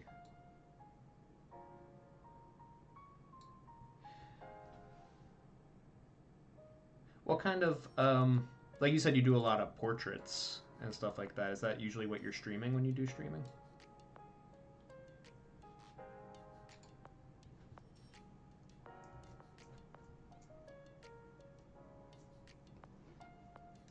Right. Now that I'm kind of zoomed out, I think I'm going to use a light eraser.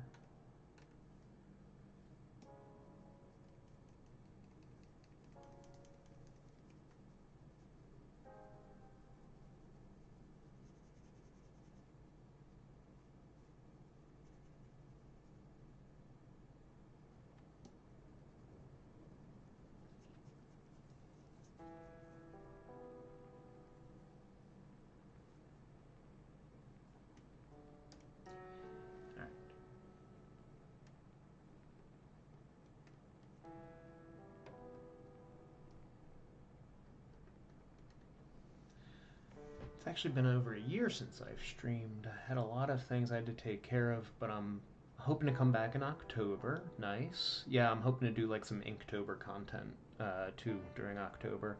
Stream anything from commissions, personal works, and a lot of illustrations and portraits. That's my hope, is that people will come in here and also be drawing, just to have that community, that, you know, working together aspect. It's motivating.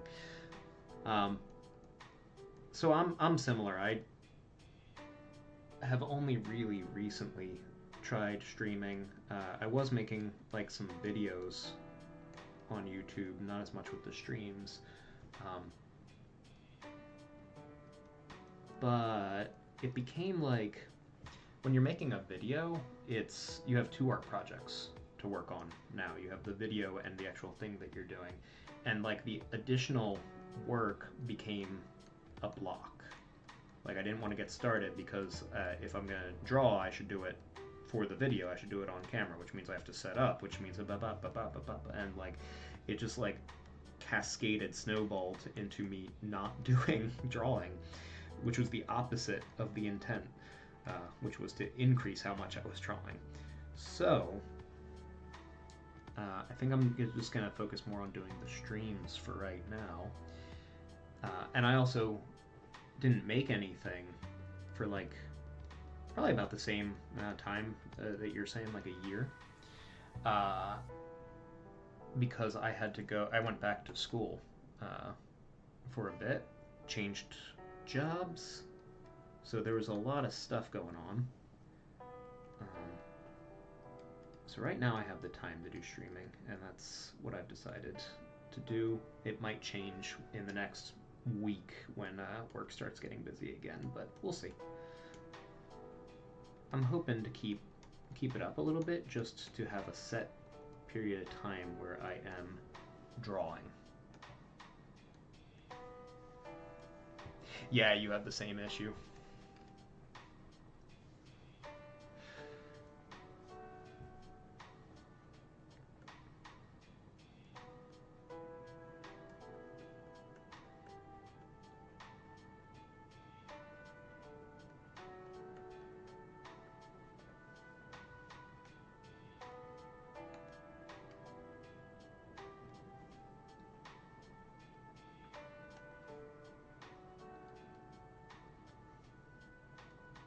Let's get her hair.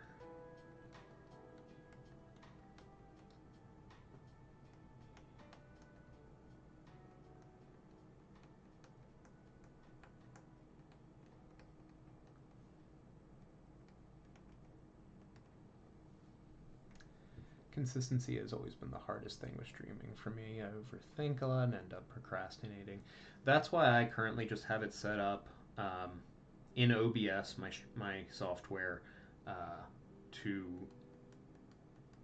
when I just hit start streaming, it posts it to YouTube and to Twitch simultaneously, and uh, and I just don't think about it after that. I just wait to see if these comments pop up, but it's all in one system, so I'm trying to reduce how much I have to set up each time.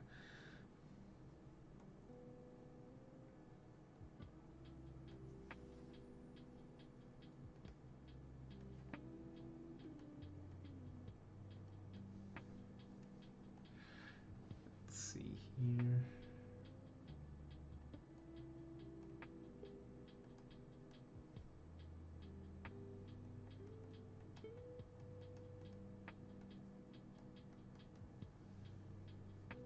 Get her little messy bun.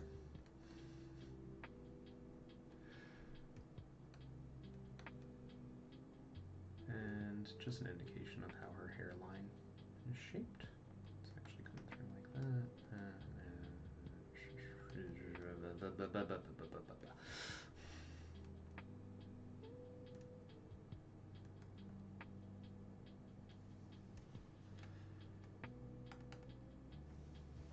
Alright.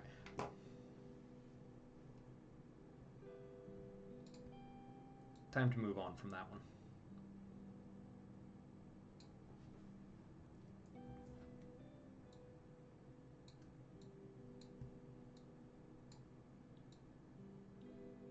Make them approximately the same size.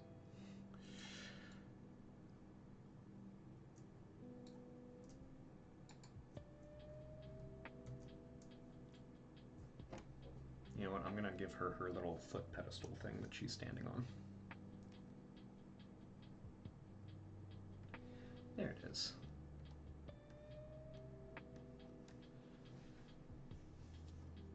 This might be the thumbnail for the next one, is these two.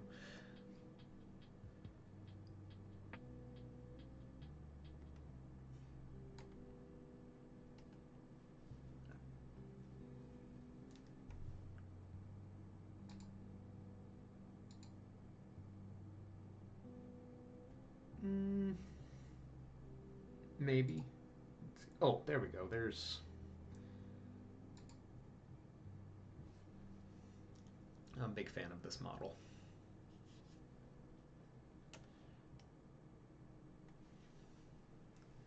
Alright, so we have C-curve of the spine going down into the pelvis, which then is popping out here, the leg now. So the curve of the spine is actually a little bit more like that, and then we have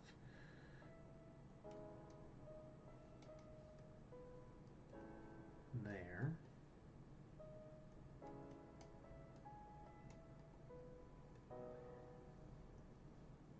And then her head is tilted up.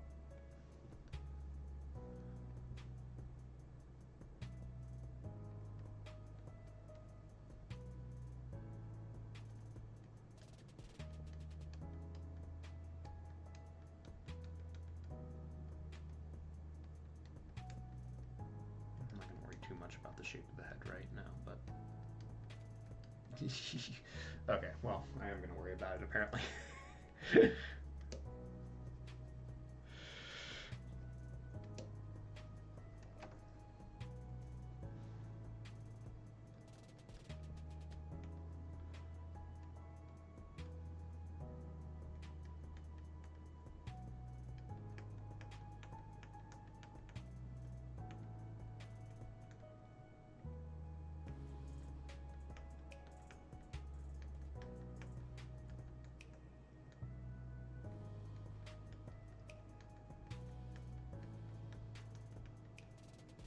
We'll come back and fix this later.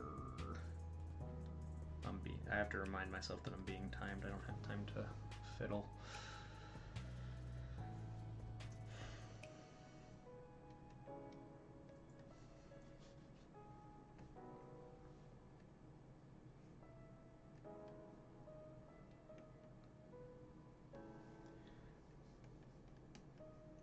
So we have her rib cage following that C curve.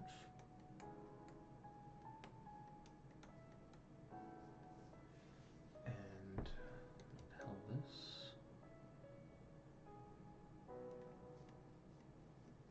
Just a tiny little gap in between.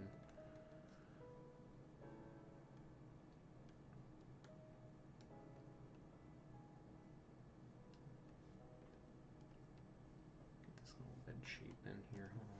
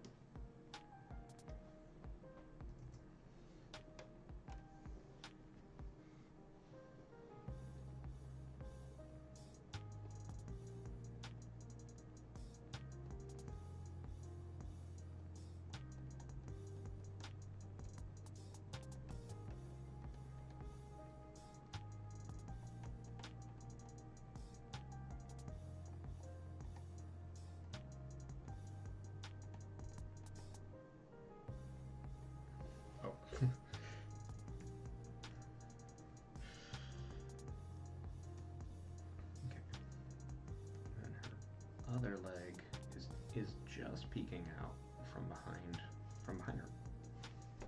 her calf. Oh, it's positioned a little bit forward.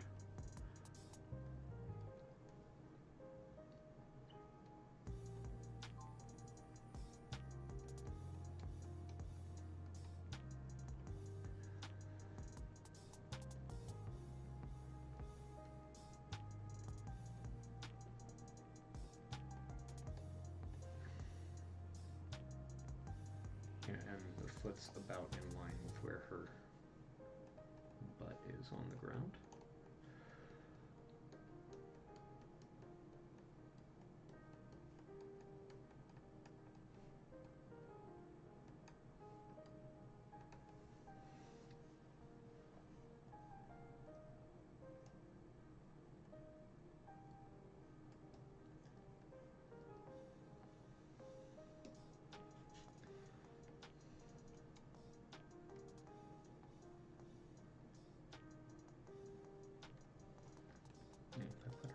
Here.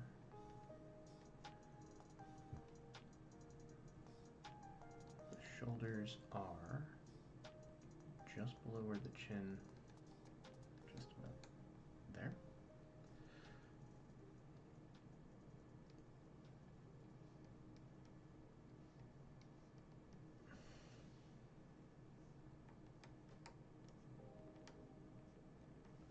there for right now, and then her other shoulder.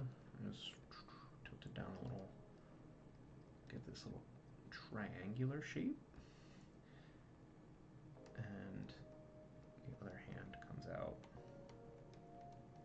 about there.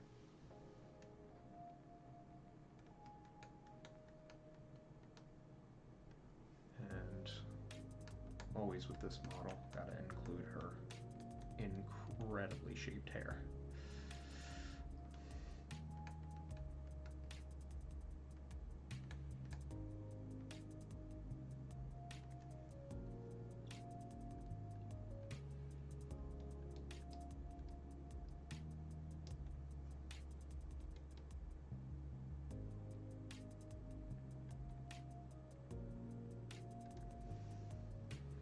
All right.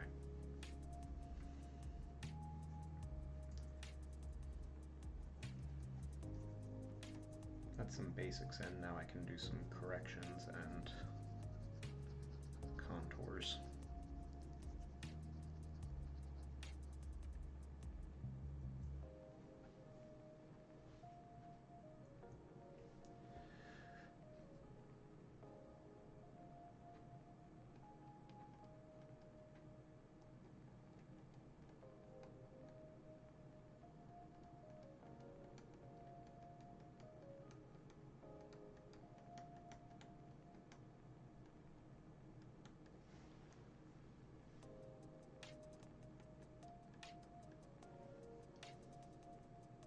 Oh, I like the stitching on her shirt. It actually, it's a really nice kind of graphic element.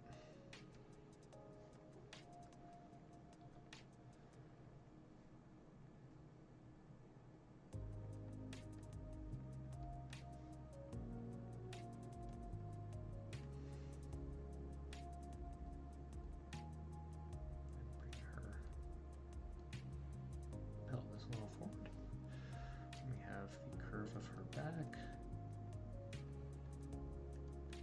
which just opens up into, yeah.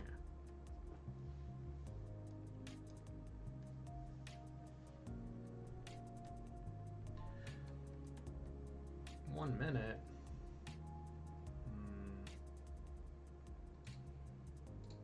I'm gonna reset the timer.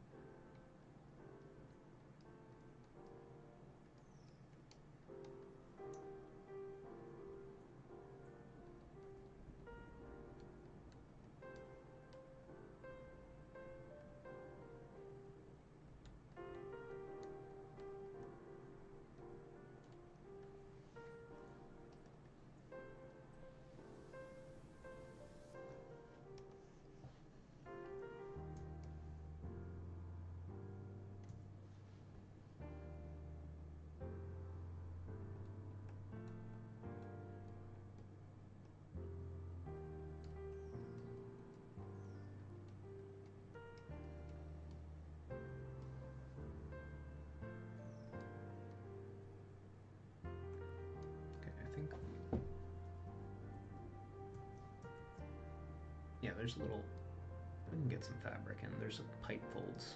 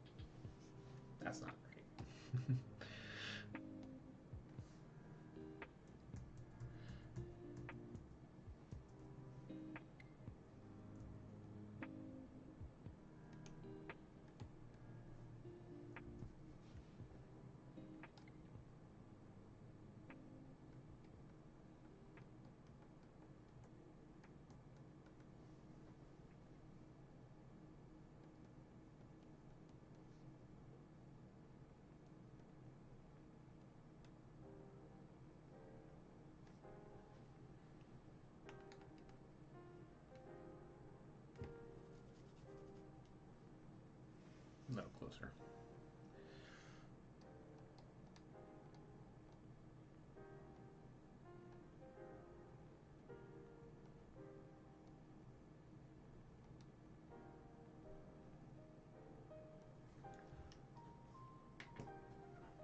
All right.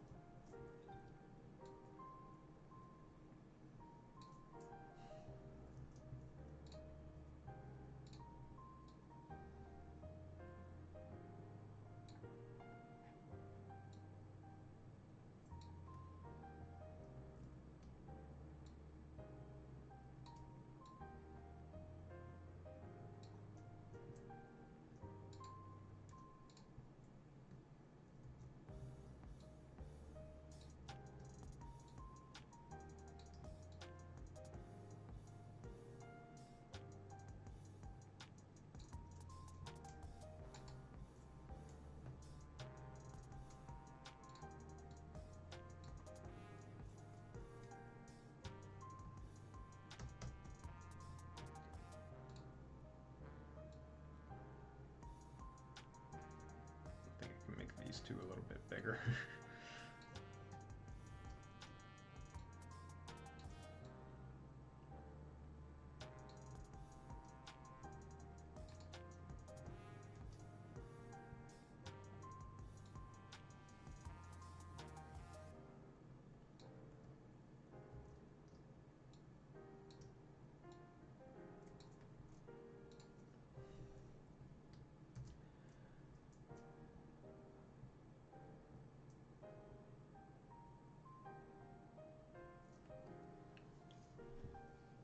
Let's see here. All right, so that's 9 body poses.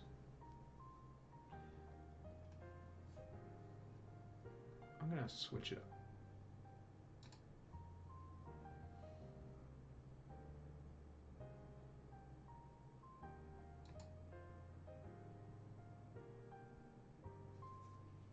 All genders, all emotions, all. Portrait, 10 minutes.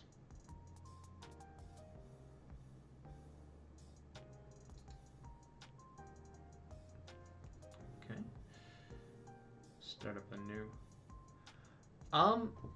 So I kind of don't post my art. I have. I used to have a Twitter, but then I deleted that when the environment kind of became overwhelming over there. Sometimes I post stuff I'm working on to the like community tab of my YouTube.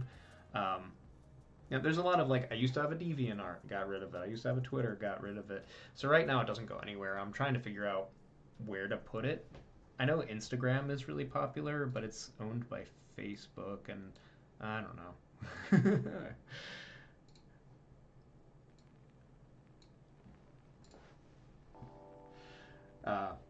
But here, if you want to take a look at what my...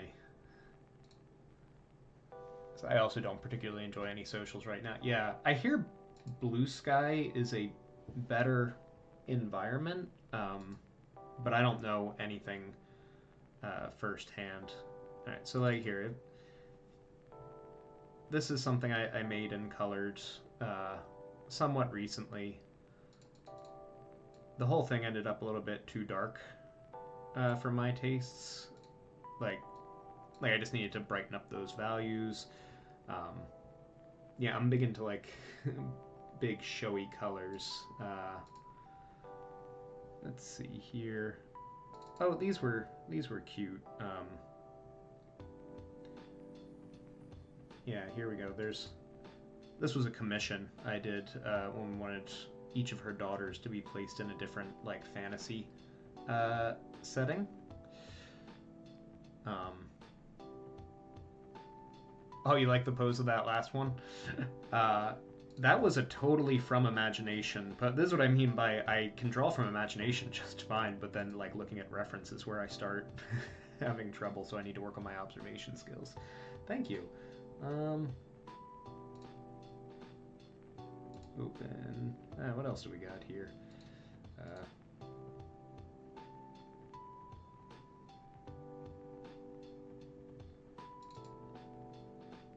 That was some fan art I did for a D&D YouTube channel.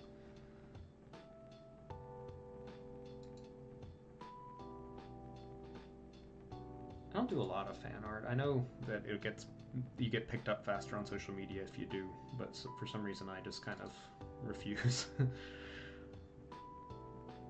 That was just sat down and started drawing one day and ended it up with something very bright and colorful and kind of Lisa Frank.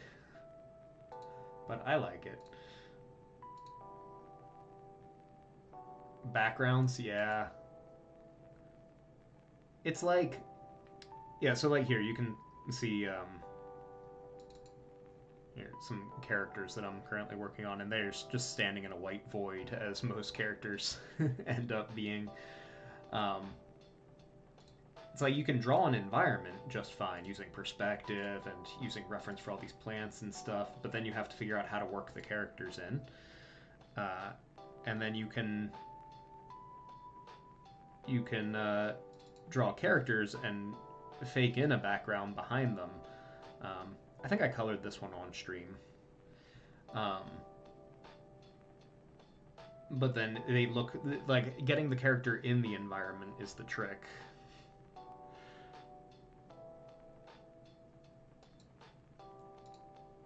But I've been going to a workshop where a guy who's like really good with like value studies and drawing environments and things like that has been taking us out to like parks, and we've just been drawing from what we see, and then he gives a lot of feedback, and it's like a really good deal. It's like a $10 workshop.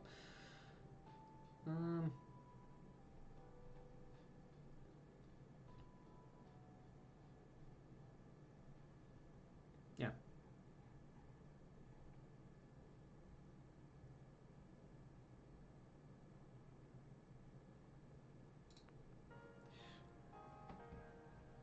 Yeah, I definitely have like a Lisa Frank color palette.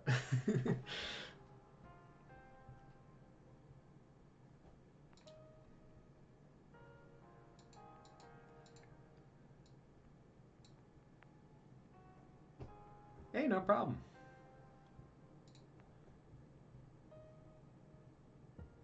Alright. Get a couple faces in before I end for the day.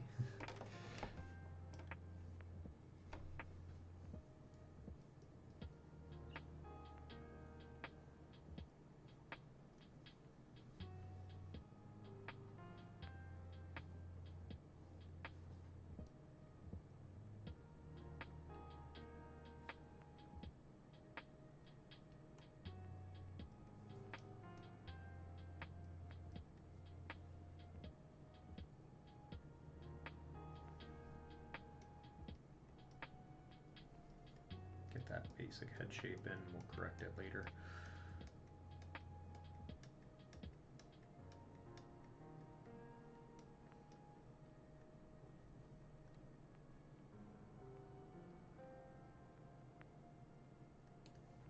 See, I'd ask you to show me some of your stuff too, but we both have the problem we don't post anywhere. So you gotta start streaming.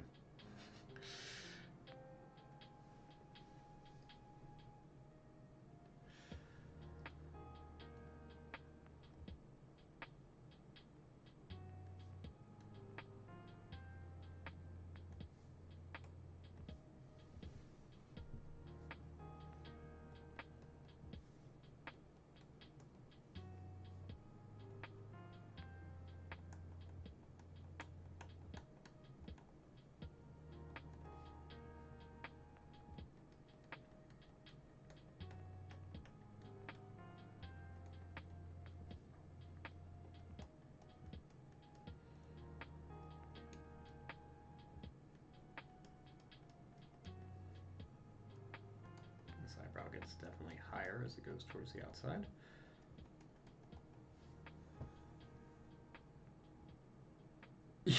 Yeah. Yeah, I got you.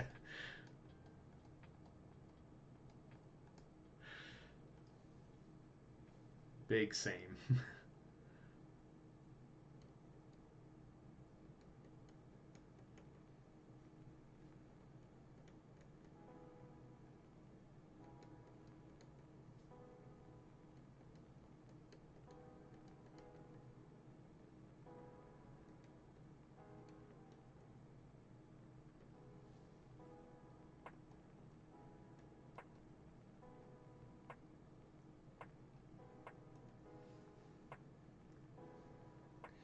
All right. Big asymmetrical mouth here. I'll start out with drawing what it would look like symmetrically, and maybe I'll be able to modify it from there.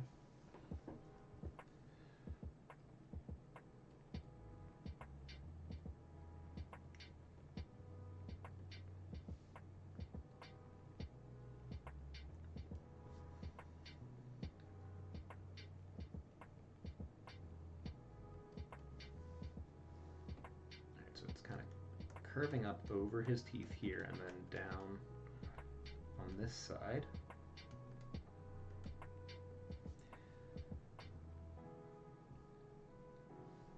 And we got it more open on the left with the lip coming around. What a weird smile shape. All right.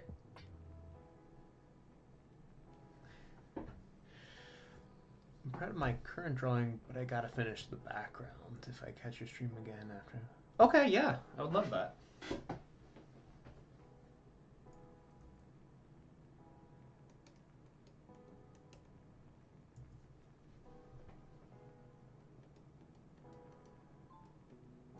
My work doesn't pick back up for another week, so I'm trying to draw at least a little on stream every day.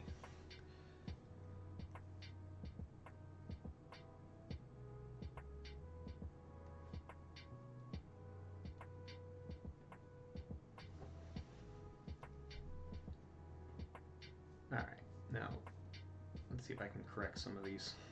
Right, so we got much more of a chin here. And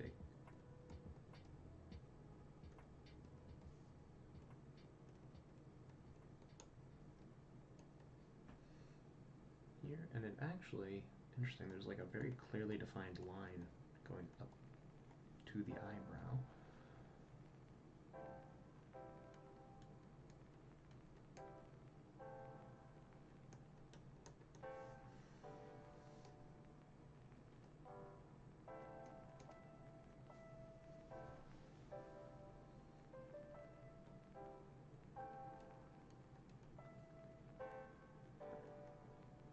Here, he's tilting his head down, so his ears are a little high.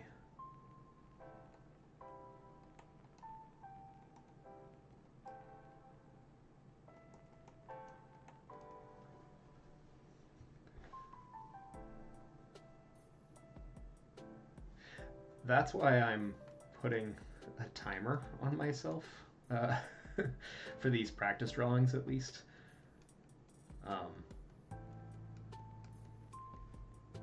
I have a habit of getting lost in detail and not just moving on to the next thing.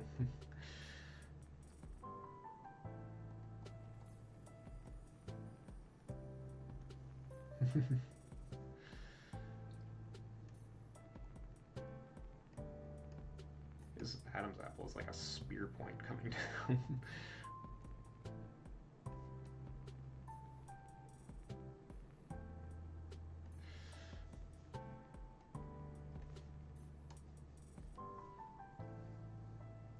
Character from a show I like. His Adidas. Like, listen, you got those sneakerheads, right? Those people who are like way into sneakers. Like, you don't want them coming in and roasting your art. You gotta get those Adidas. Exactly right.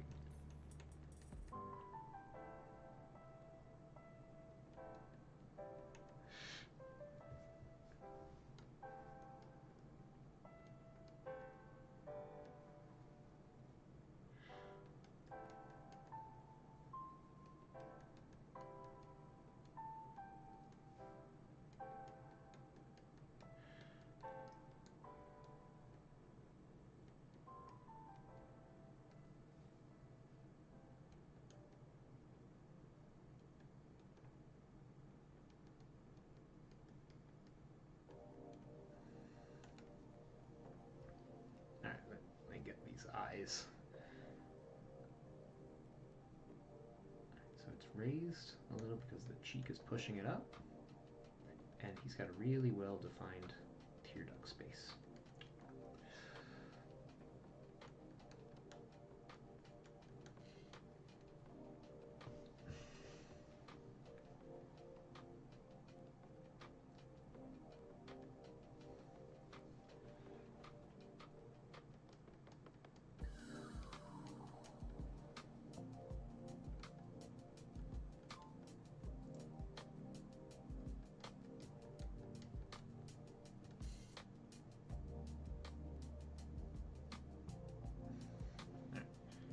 Timer's about to be up, but I would like this to at least resemble the person I'm drawing before I move forward, so we got a little bit more work to do.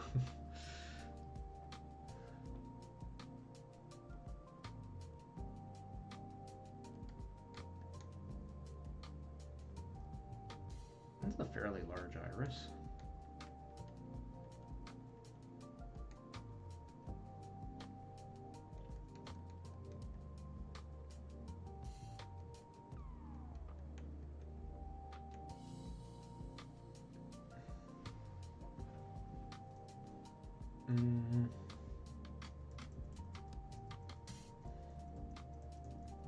Let's try that again.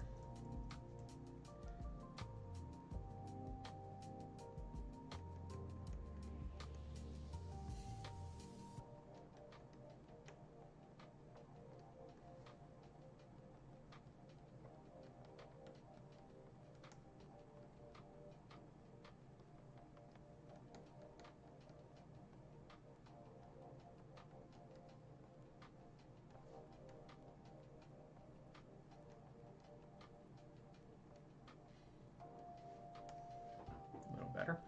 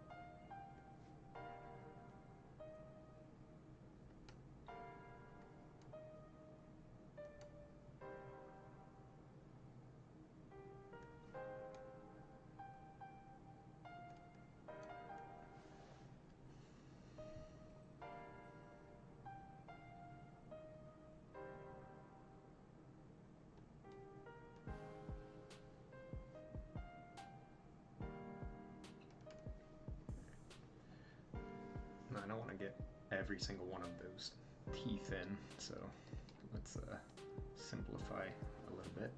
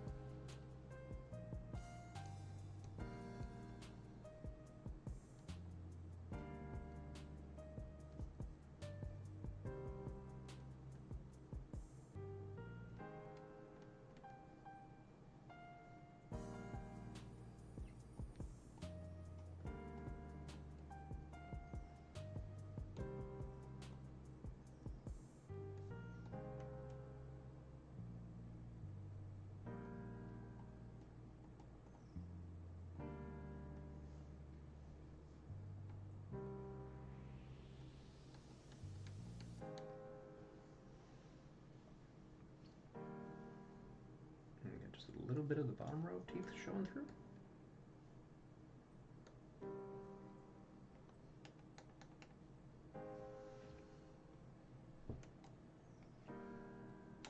those upper eyelids in.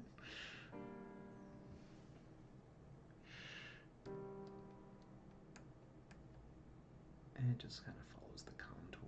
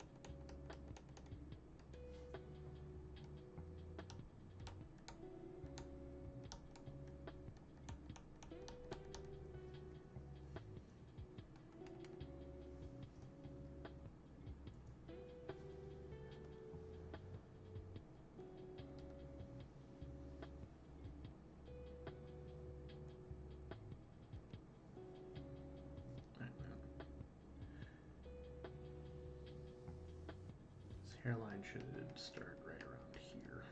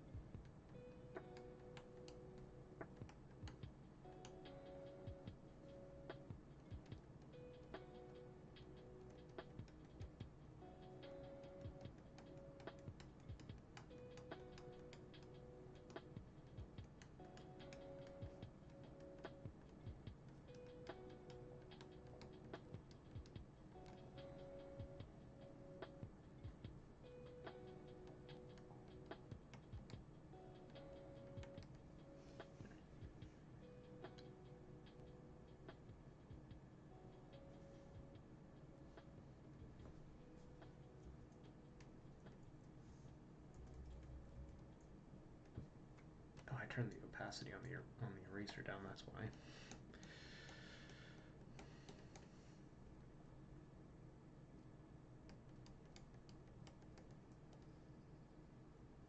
Yeah, this here should be totally redrawn.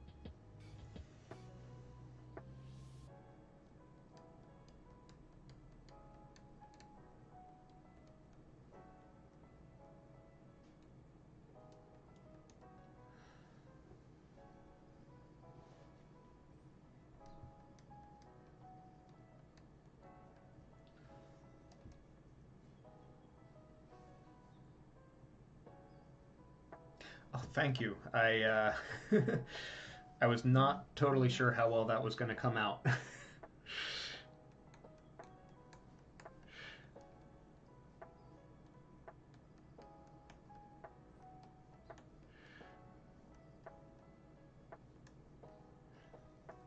I do suffer from drawing all my characters with like a completely blank, or even like sometimes trending towards like a sad expression on their face. So that's another thing that's going to be really useful with these kind of studies. Is really focusing in on the emotionality, and the mouth and eyebrows and all that is really a big part of it.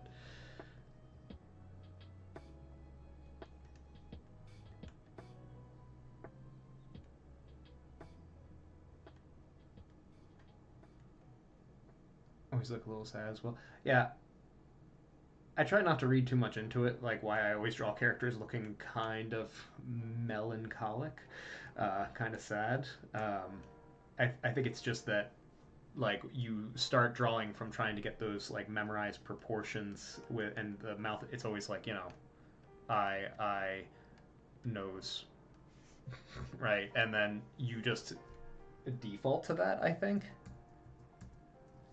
And of course, when you have big expressions, you get wrinkles on your face, which ages up your character, and you might be concerned about that sort of thing. So,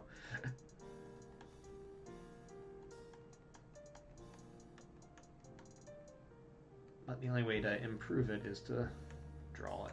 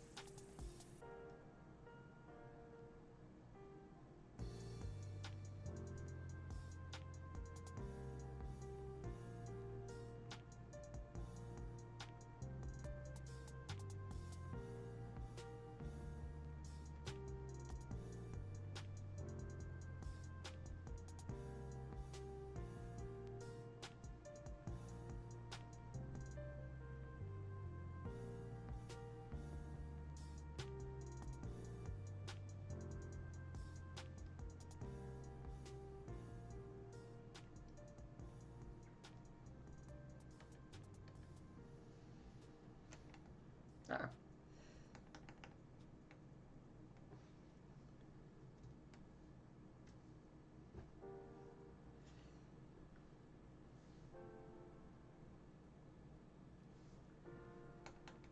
If I'm going to draw in that line from the cheek up to the temple, I might as well put in the shadow. If I'm going to put in that shadow, I might as well put in other shadows.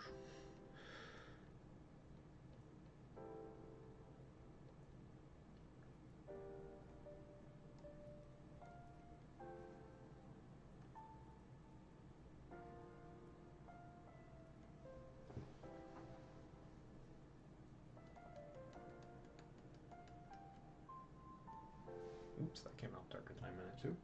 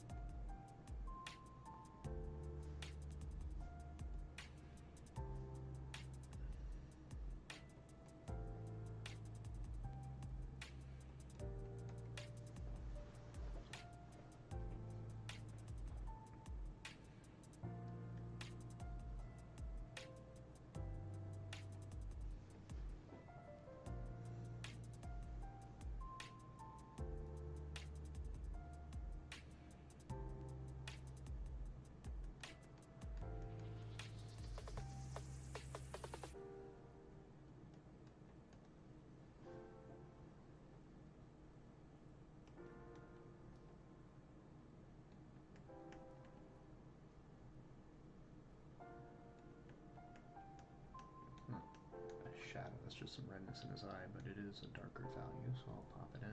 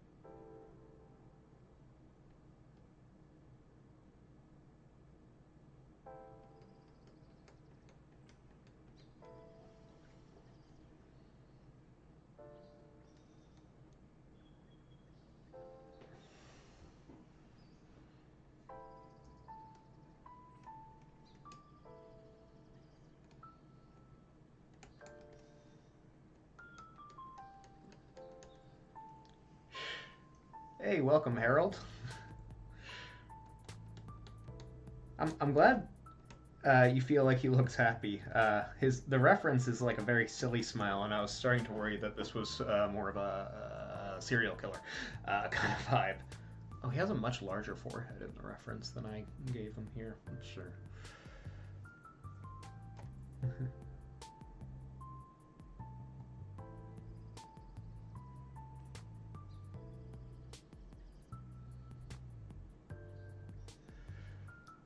That's the thing, serial killer.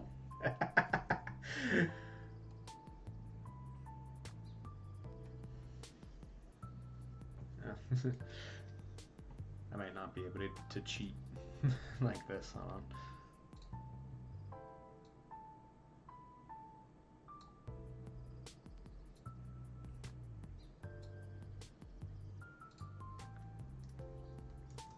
on. I think I can get away with it.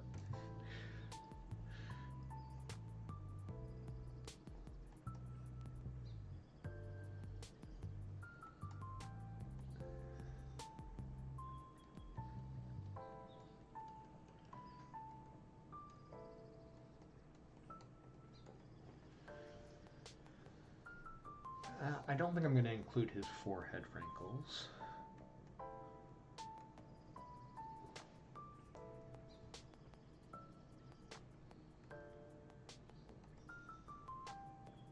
This might be done. This might be done. I can get...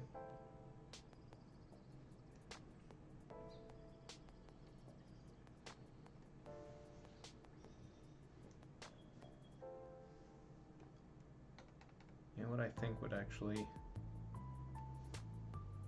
In the reference, there's a lot more white of his eye. I wonder if I...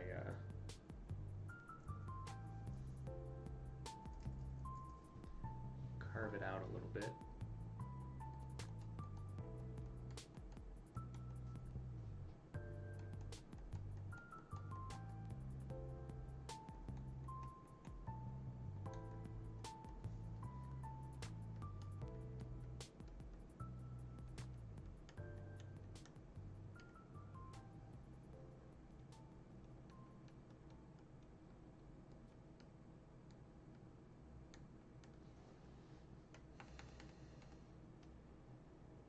Well, alright.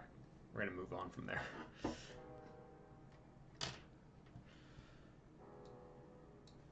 Let me do the classic flip it.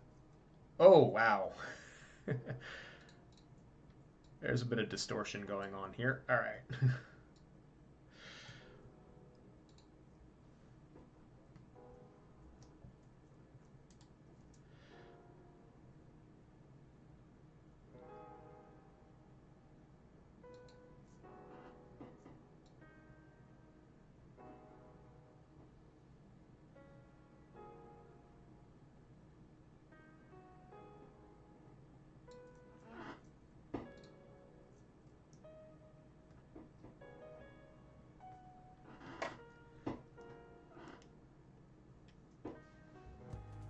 Maybe it's just that I don't have the other one. Let me just center this.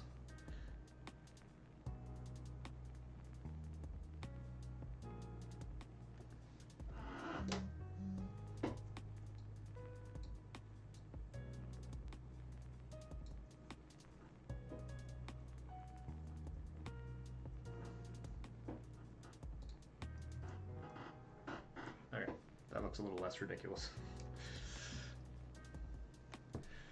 Alright, let's see here. So this side of his face is fairly well illuminated, but I am still going to just put in the contour of this, like the planes of the face.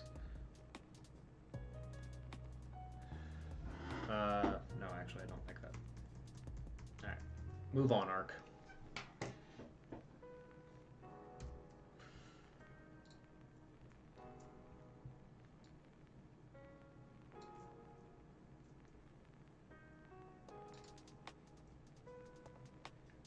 I don't feel like that. That's a good value study, but... Oh.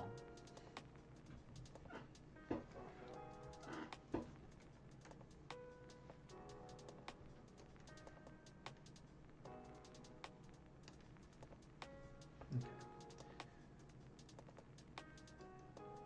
We'll do it like Loomis. We will get that center line coming through. I may have made that slant a little too dramatic. We'll see.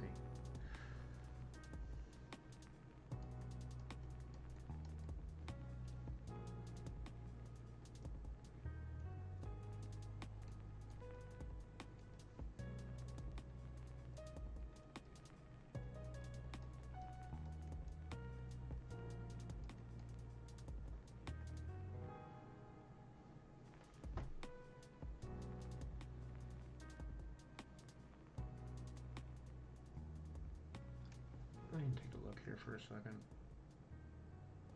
She's tilting her head slightly up.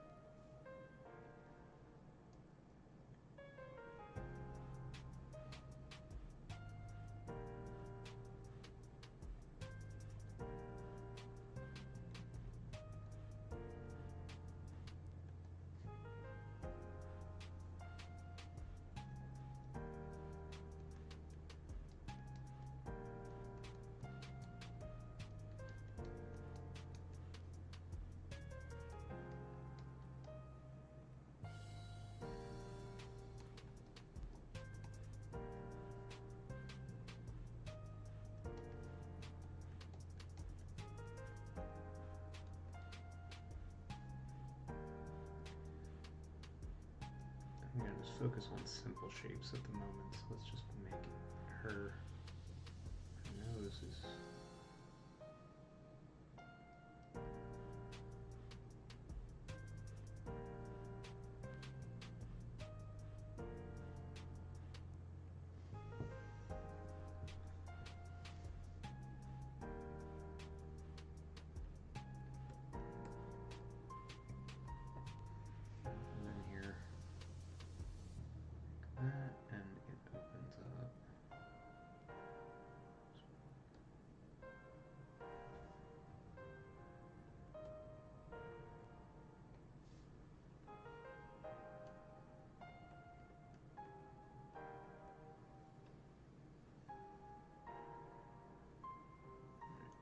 Let me see if I can get this head shape a little bit more accurate to what I'm actually seeing.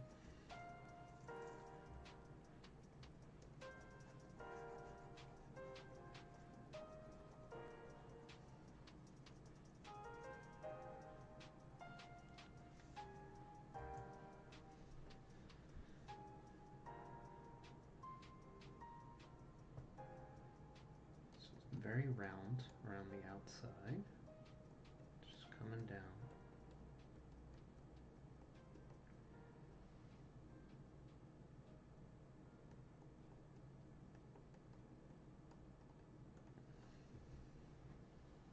Coming up here.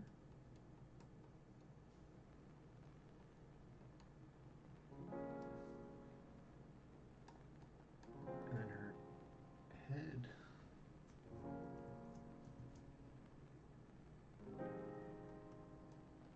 I think that's her forehead, and the rest, because the cheek is popping out. Yeah, it's because of the cheek. It looks like it narrows up here, but it's just because the muscle is tensed.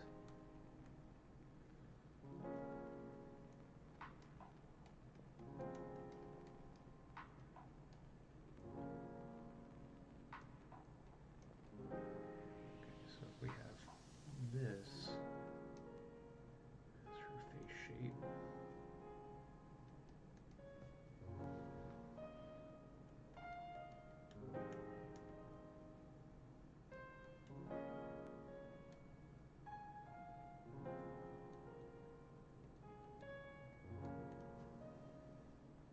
The shoulder is actually down here.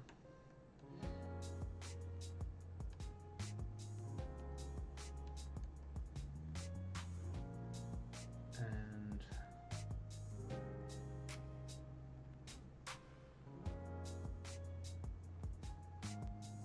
down.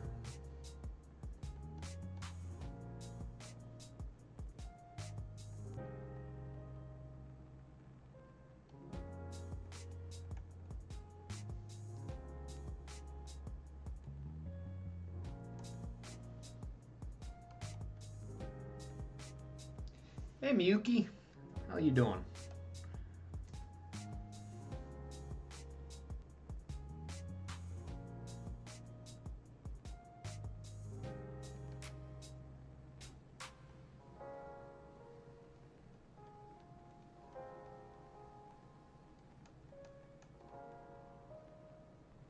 I'm doing pretty good, living that dream.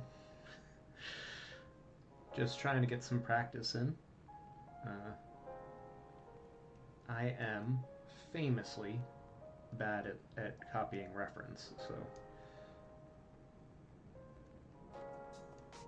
that's what today's about.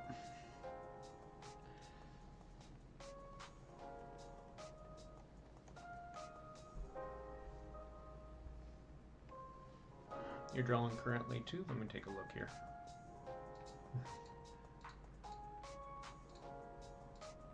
Oh, I thought it was blue. I thought it was a link. I'm new to Twitch streaming.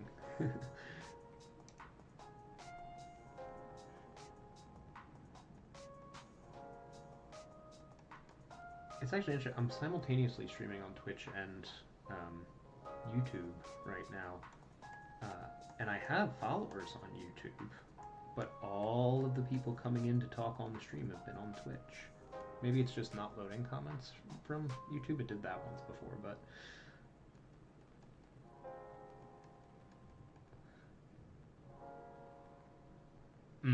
yeah.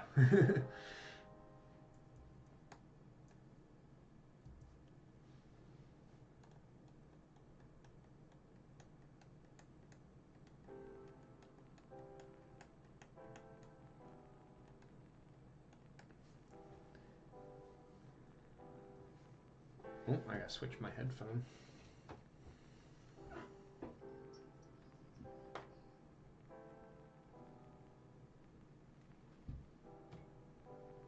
Let's show the boring gamers that we are here.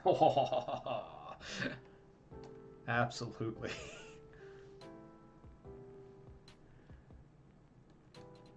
I don't know if I could ever be a game streamer.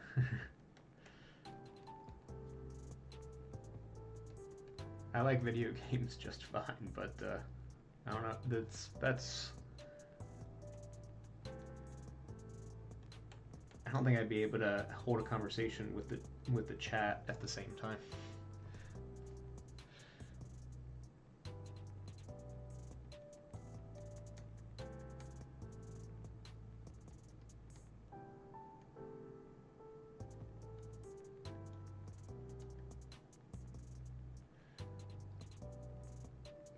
Yeah, no, I'm with you. Watching people play video games, if they're like, if someone's in my house, like I have a friend over, I would happily watch them play a video game. But I don't know. It the same vibe doesn't go for me on streaming. But I mean, I have been watching some Final Fantasy X speedrunners go through recently, and that's just a game that I'm super familiar with. So maybe that changes the impression a little bit. But I like watching art streamers better, definitely.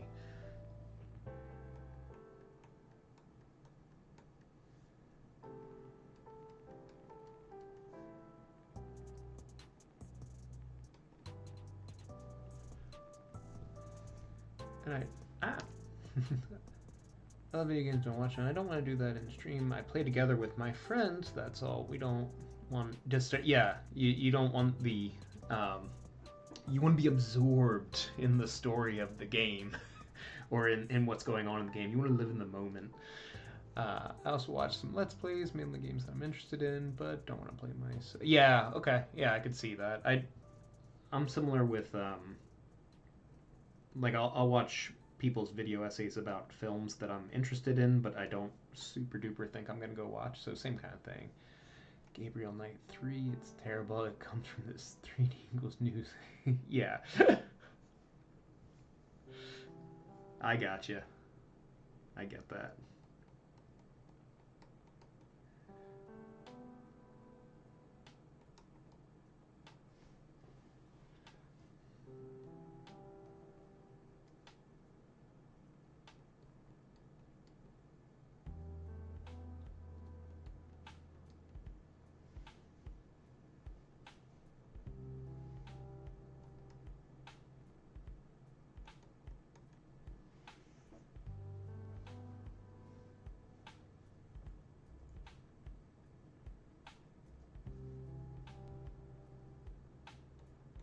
She's a very cute nose.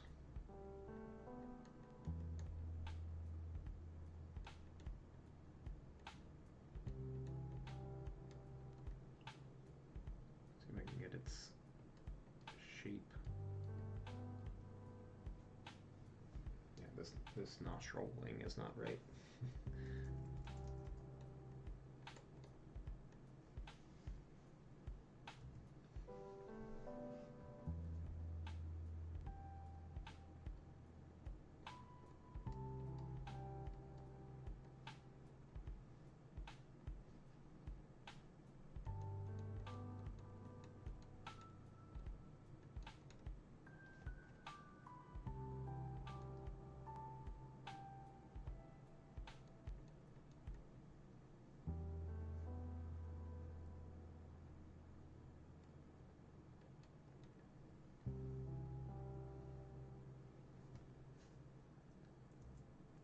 I don't like what that line is bringing to the table.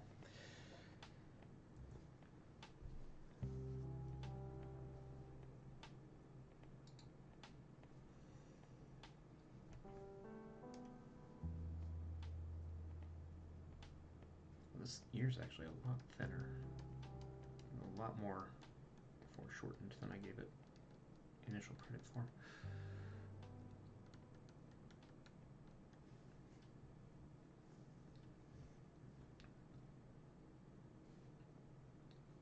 And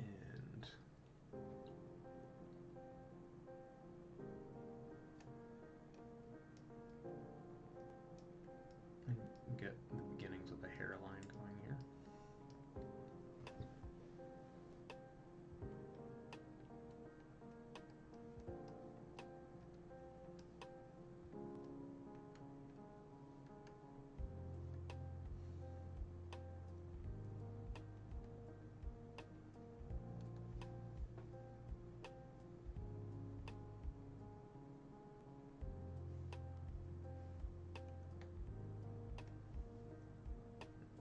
I'm pausing slightly because I'm uncertain, but we're gonna push through.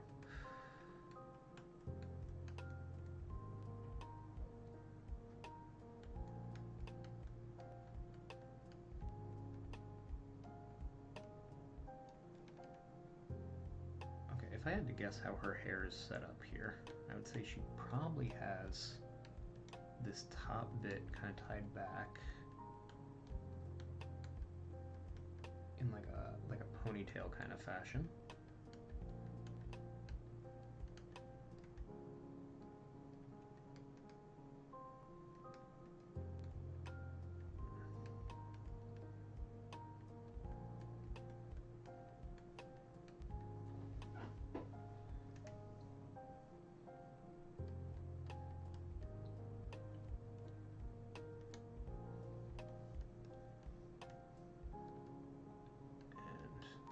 This part is then kind of swooping out.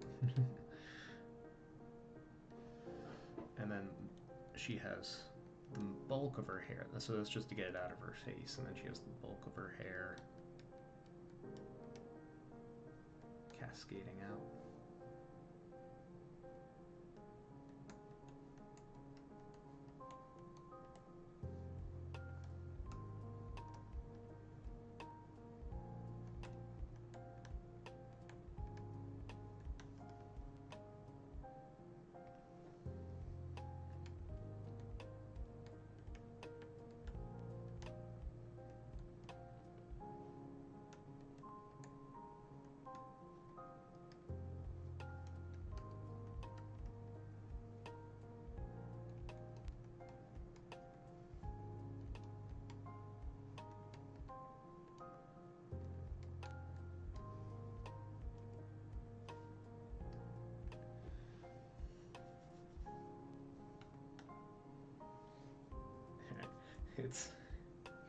Let's yeah, let me flip this around so I can make some corrections here.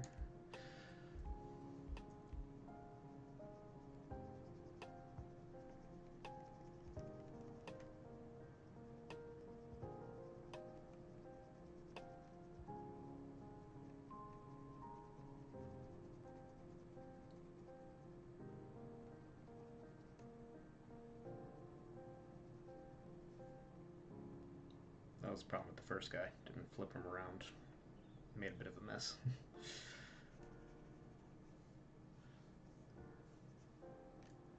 Not too easy as I have a strong light source in the picture. Oh, you're currently shading hair. What a strong light...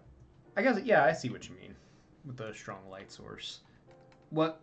I guess, you know what? It really depends on what color the hair is. Because if it's like dark hair, you have those highlights, but you don't get as many of the shadow shapes. And if you got the kind of mid-tone hair, like a red or a brown, you get, you know, both the shadows and the highlights. And then blonde hairs could, well, depends what kind, I guess. Oh, purple.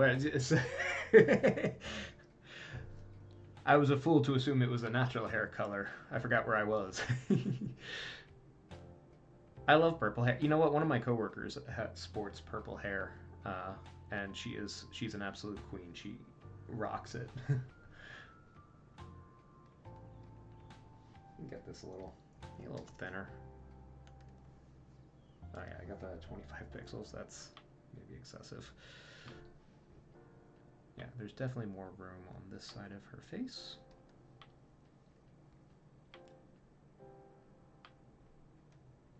A comic anime style. I mean, yeah, me too when I'm not drawing from reference. This is really just to get myself into the habit of observing. And she's a mermaid.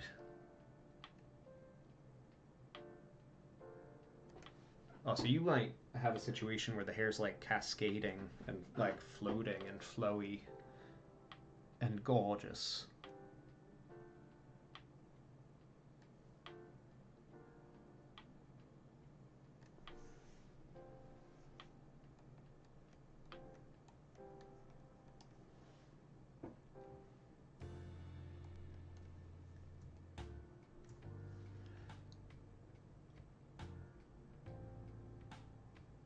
I don't know, it kind of looks almost like it curves from this point of the forehead in the reference image. My brain is telling me that can't be right, but that's what I'm seeing. Maybe I'll split the difference a little bit. She's lying on a bed, depressed. Light source is a glowing plant. This sounds like a really cool illustration.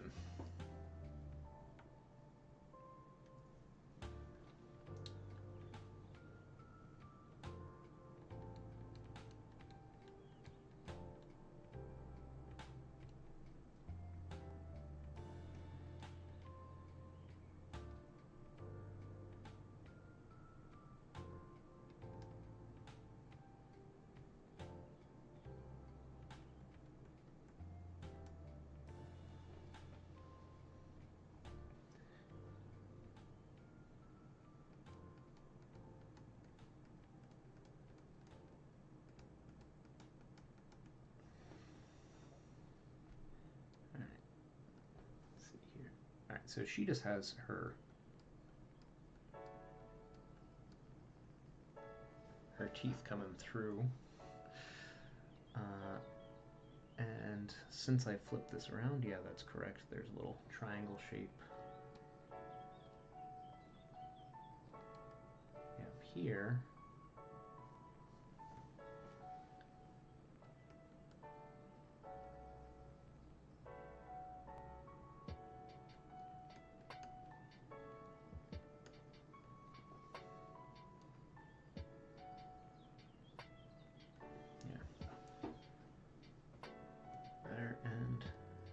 Of her smile lines.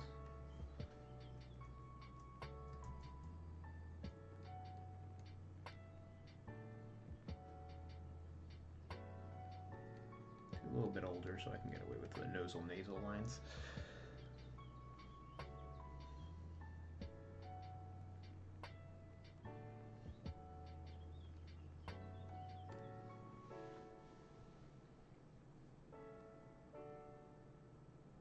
Oh, that's right. I flipped this around. I forgot. Correct that nostril a little bit.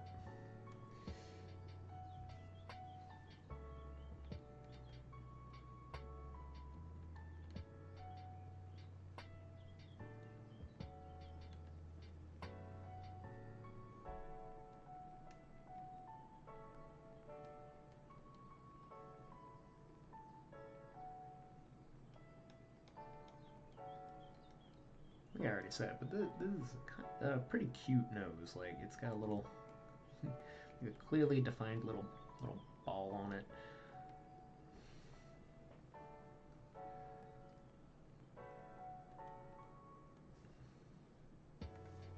It's part of a story I've been making for a while now. That's cool. Yeah, I also have been working lately on my story, but I feel the need to level up my skills pretty substantially before I share it anywhere. I'm giving myself a timeline though. Hoping to start making it in earnest next year.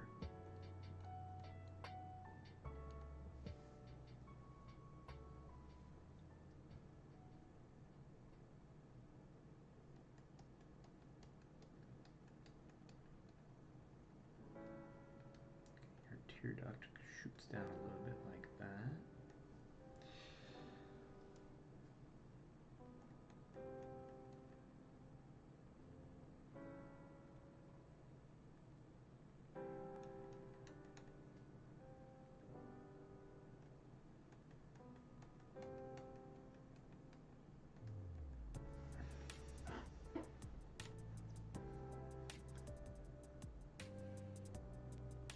I think I need to flip it back.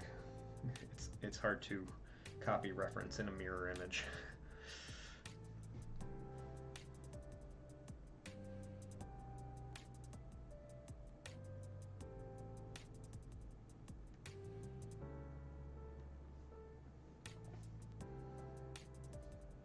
Alright, so yeah, this one, the tear duct is also shooting in.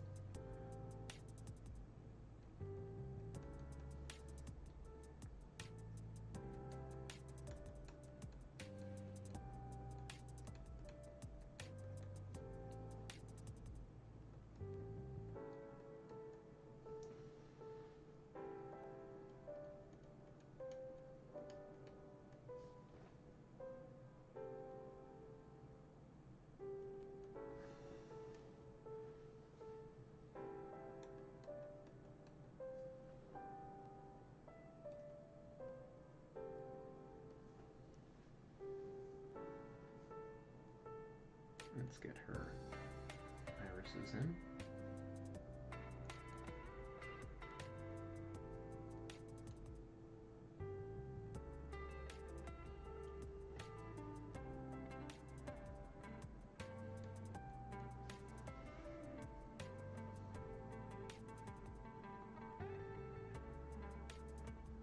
Oh, you know what? This eye is actually closed a lot more than I've made it.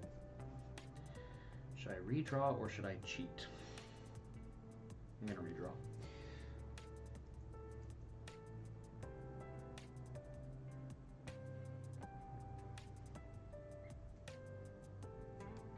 I actually think I'll have an easier time getting this line if I do it like this.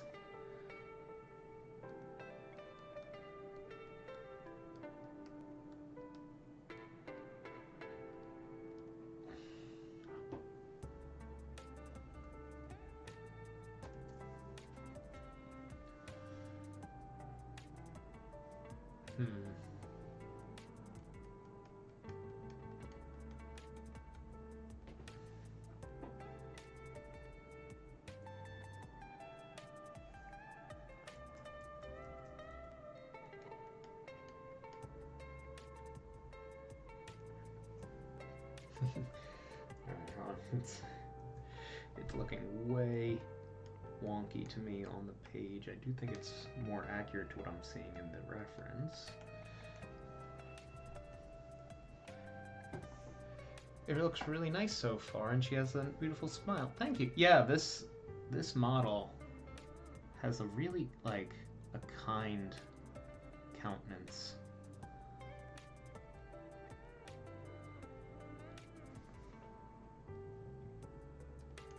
Sometimes with the models, it feels like some of their emotions are a little bit forced because, you know, they're in a photo shoot and someone's saying, you know, be happy. But I feel like she really sells. Hey, how's it going, Rhino? Welcome. Just doing some practice work here today. Feel free to chat about whatever you like.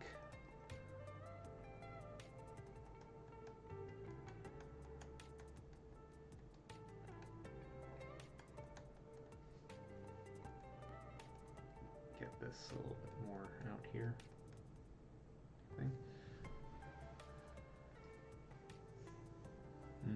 I think this cheek is going to need to be corrected sometime soon.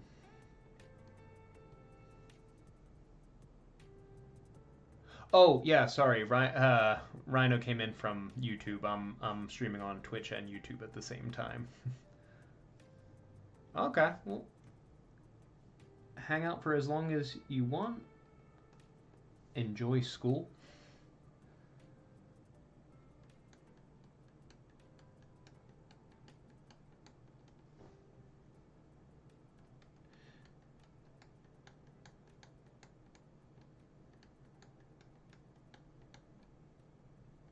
Yeah, I don't know how to do the thing where you have like a bot copy the chat into both platforms yet. I only just started this thing with the restreaming this week, so unfortunately I'm the only one who can read both the YouTube chat and the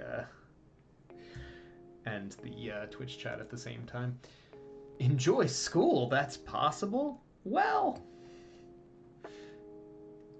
I think it depends very strongly on what level of school you're in. I don't know that anyone enjoys middle school.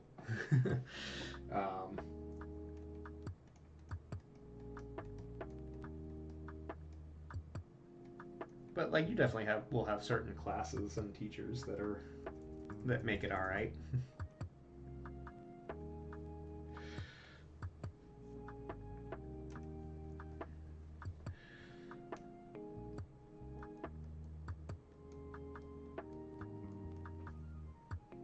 Animation school. Okay, see?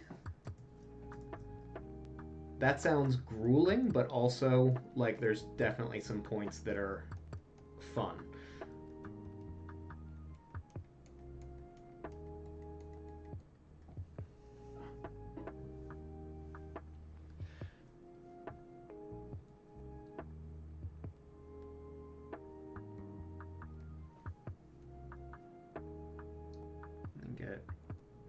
shade this all in.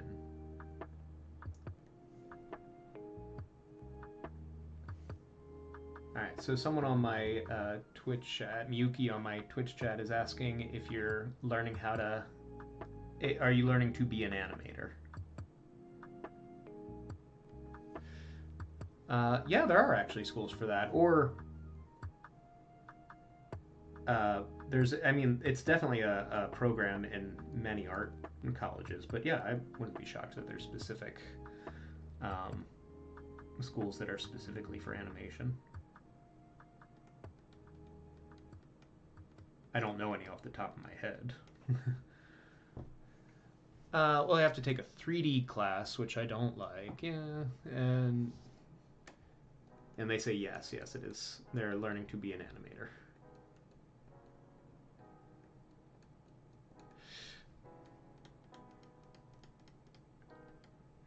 All right, so I need to invest in the thing or figure out what the thing is that I can get both chats in the same dialogue.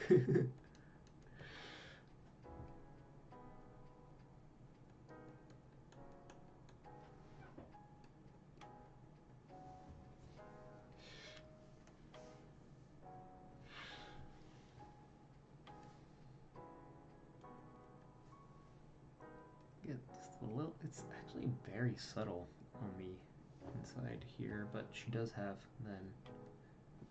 she has these great smile lines which show off the contour of her cheek.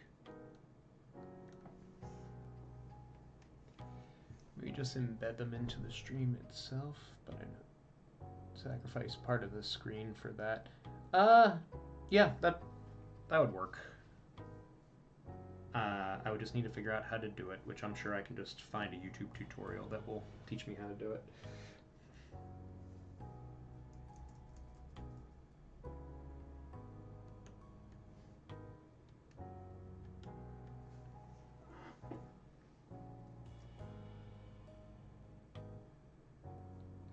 Oh, the highlight's supposed to be on the other side of the eye. Well, creative liberties.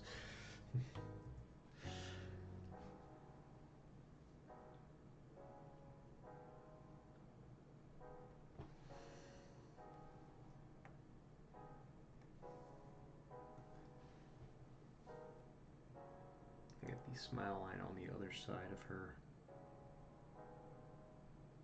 mouth here. From giving a, you can.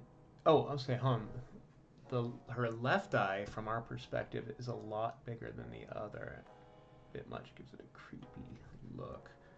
Oh yeah, that's because I corrected the other eye to be a little bit more closed, and I didn't correct this one yet. Hold on. No, I got you. Absolutely, give me feedback.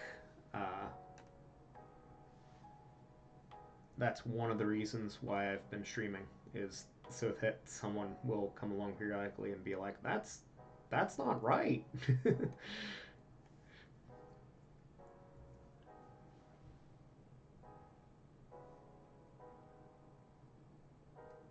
Yeah, it's all about improving. This is practice. It's not.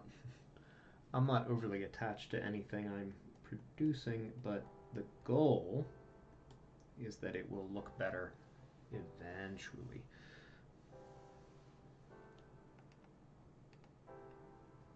That's still a bit much. Hold on, let me close the lid.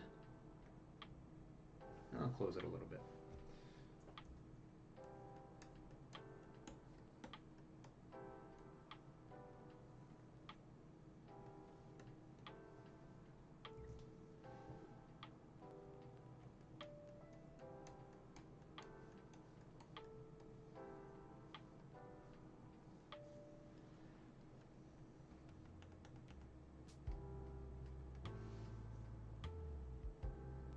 This one actually looks like it's set down a little bit.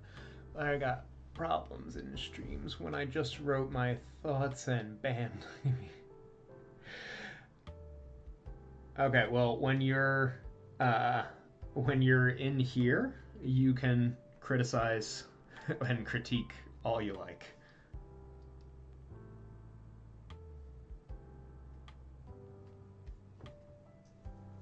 Just gonna move this up a couple ticks.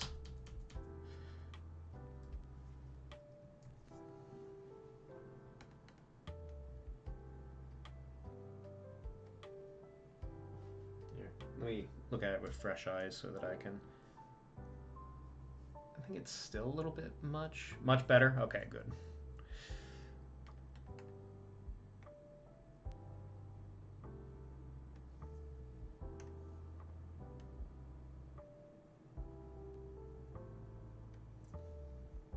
Here, I'm gonna cheat a little bit.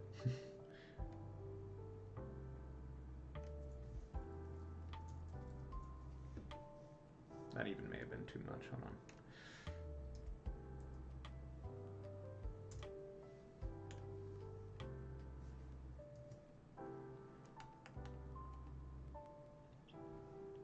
Okay.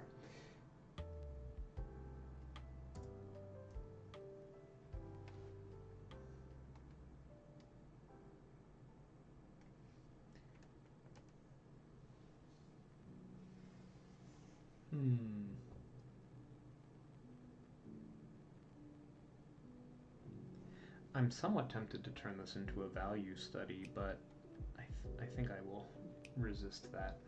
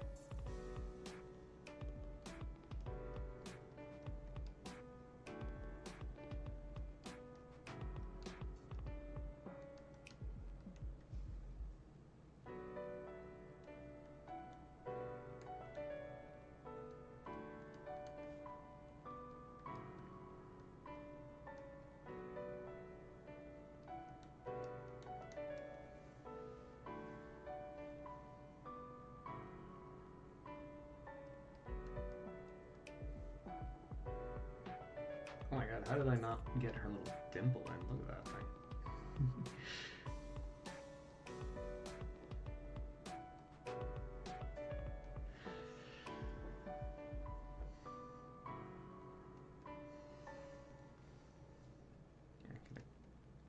Just a few of these little wrinkles in, the ones that enhance the effect.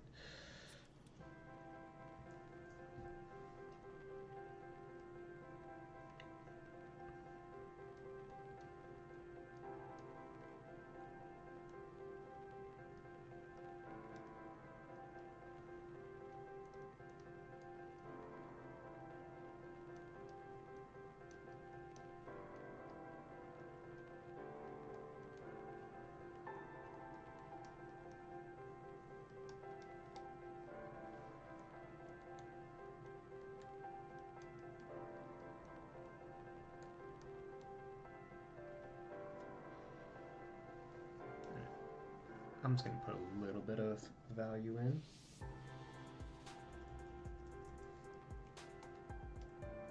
Just to match the other one.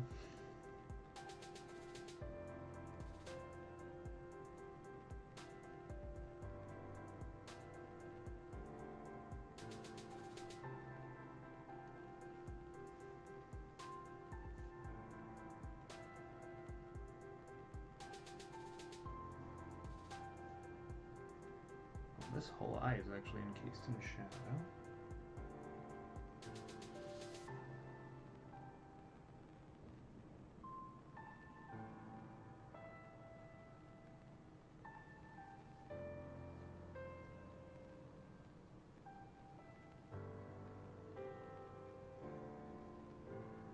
Is it also warm in my place? Actually, the temperature shot down here a couple days ago. So it's like And it's slightly raining outside, so it's not as bad as it was. I think it's currently like 70 degrees in the house.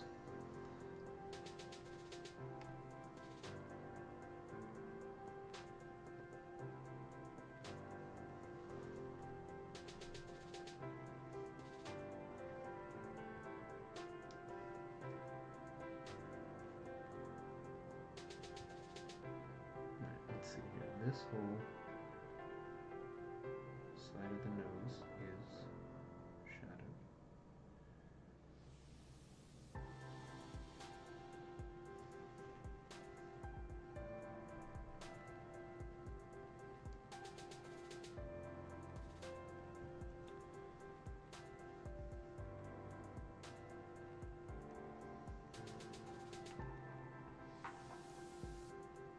Going down. So yeah, in the summer the heat just lingers. Like once the sun is not directly on you, obviously it's cooler, but it doesn't cool down as much as you would expect it to.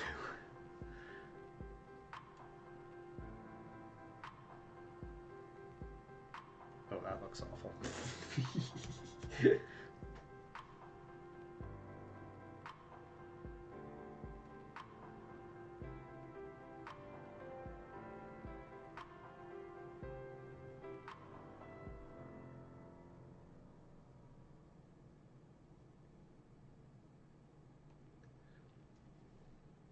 A couple days when it's really cool outside, it's still warm inside. Even if, yeah,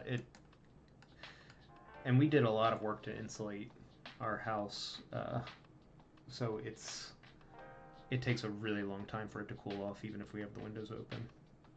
It's great during the winter, but there is a trade-off.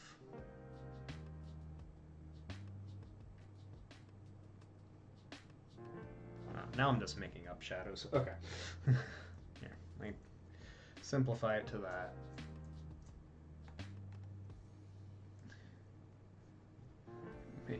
May give her hair a little bit more credit here.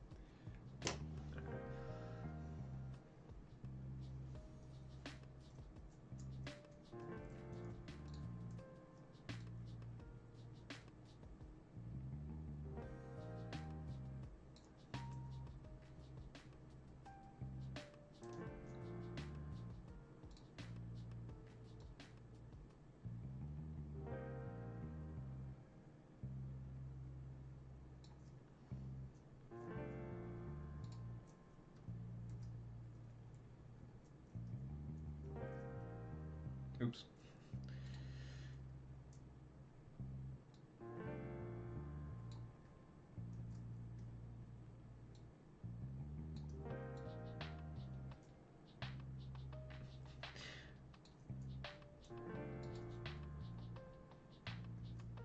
Well, they at least bear resemblance to the people who I was drawing, so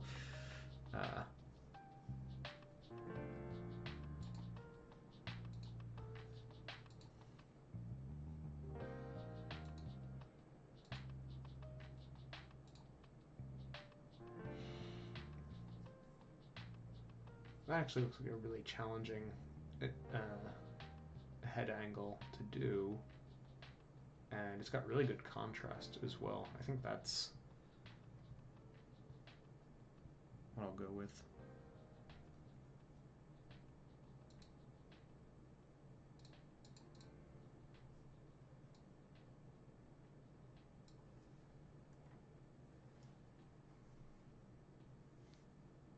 Oh, it's I didn't realize how late it was.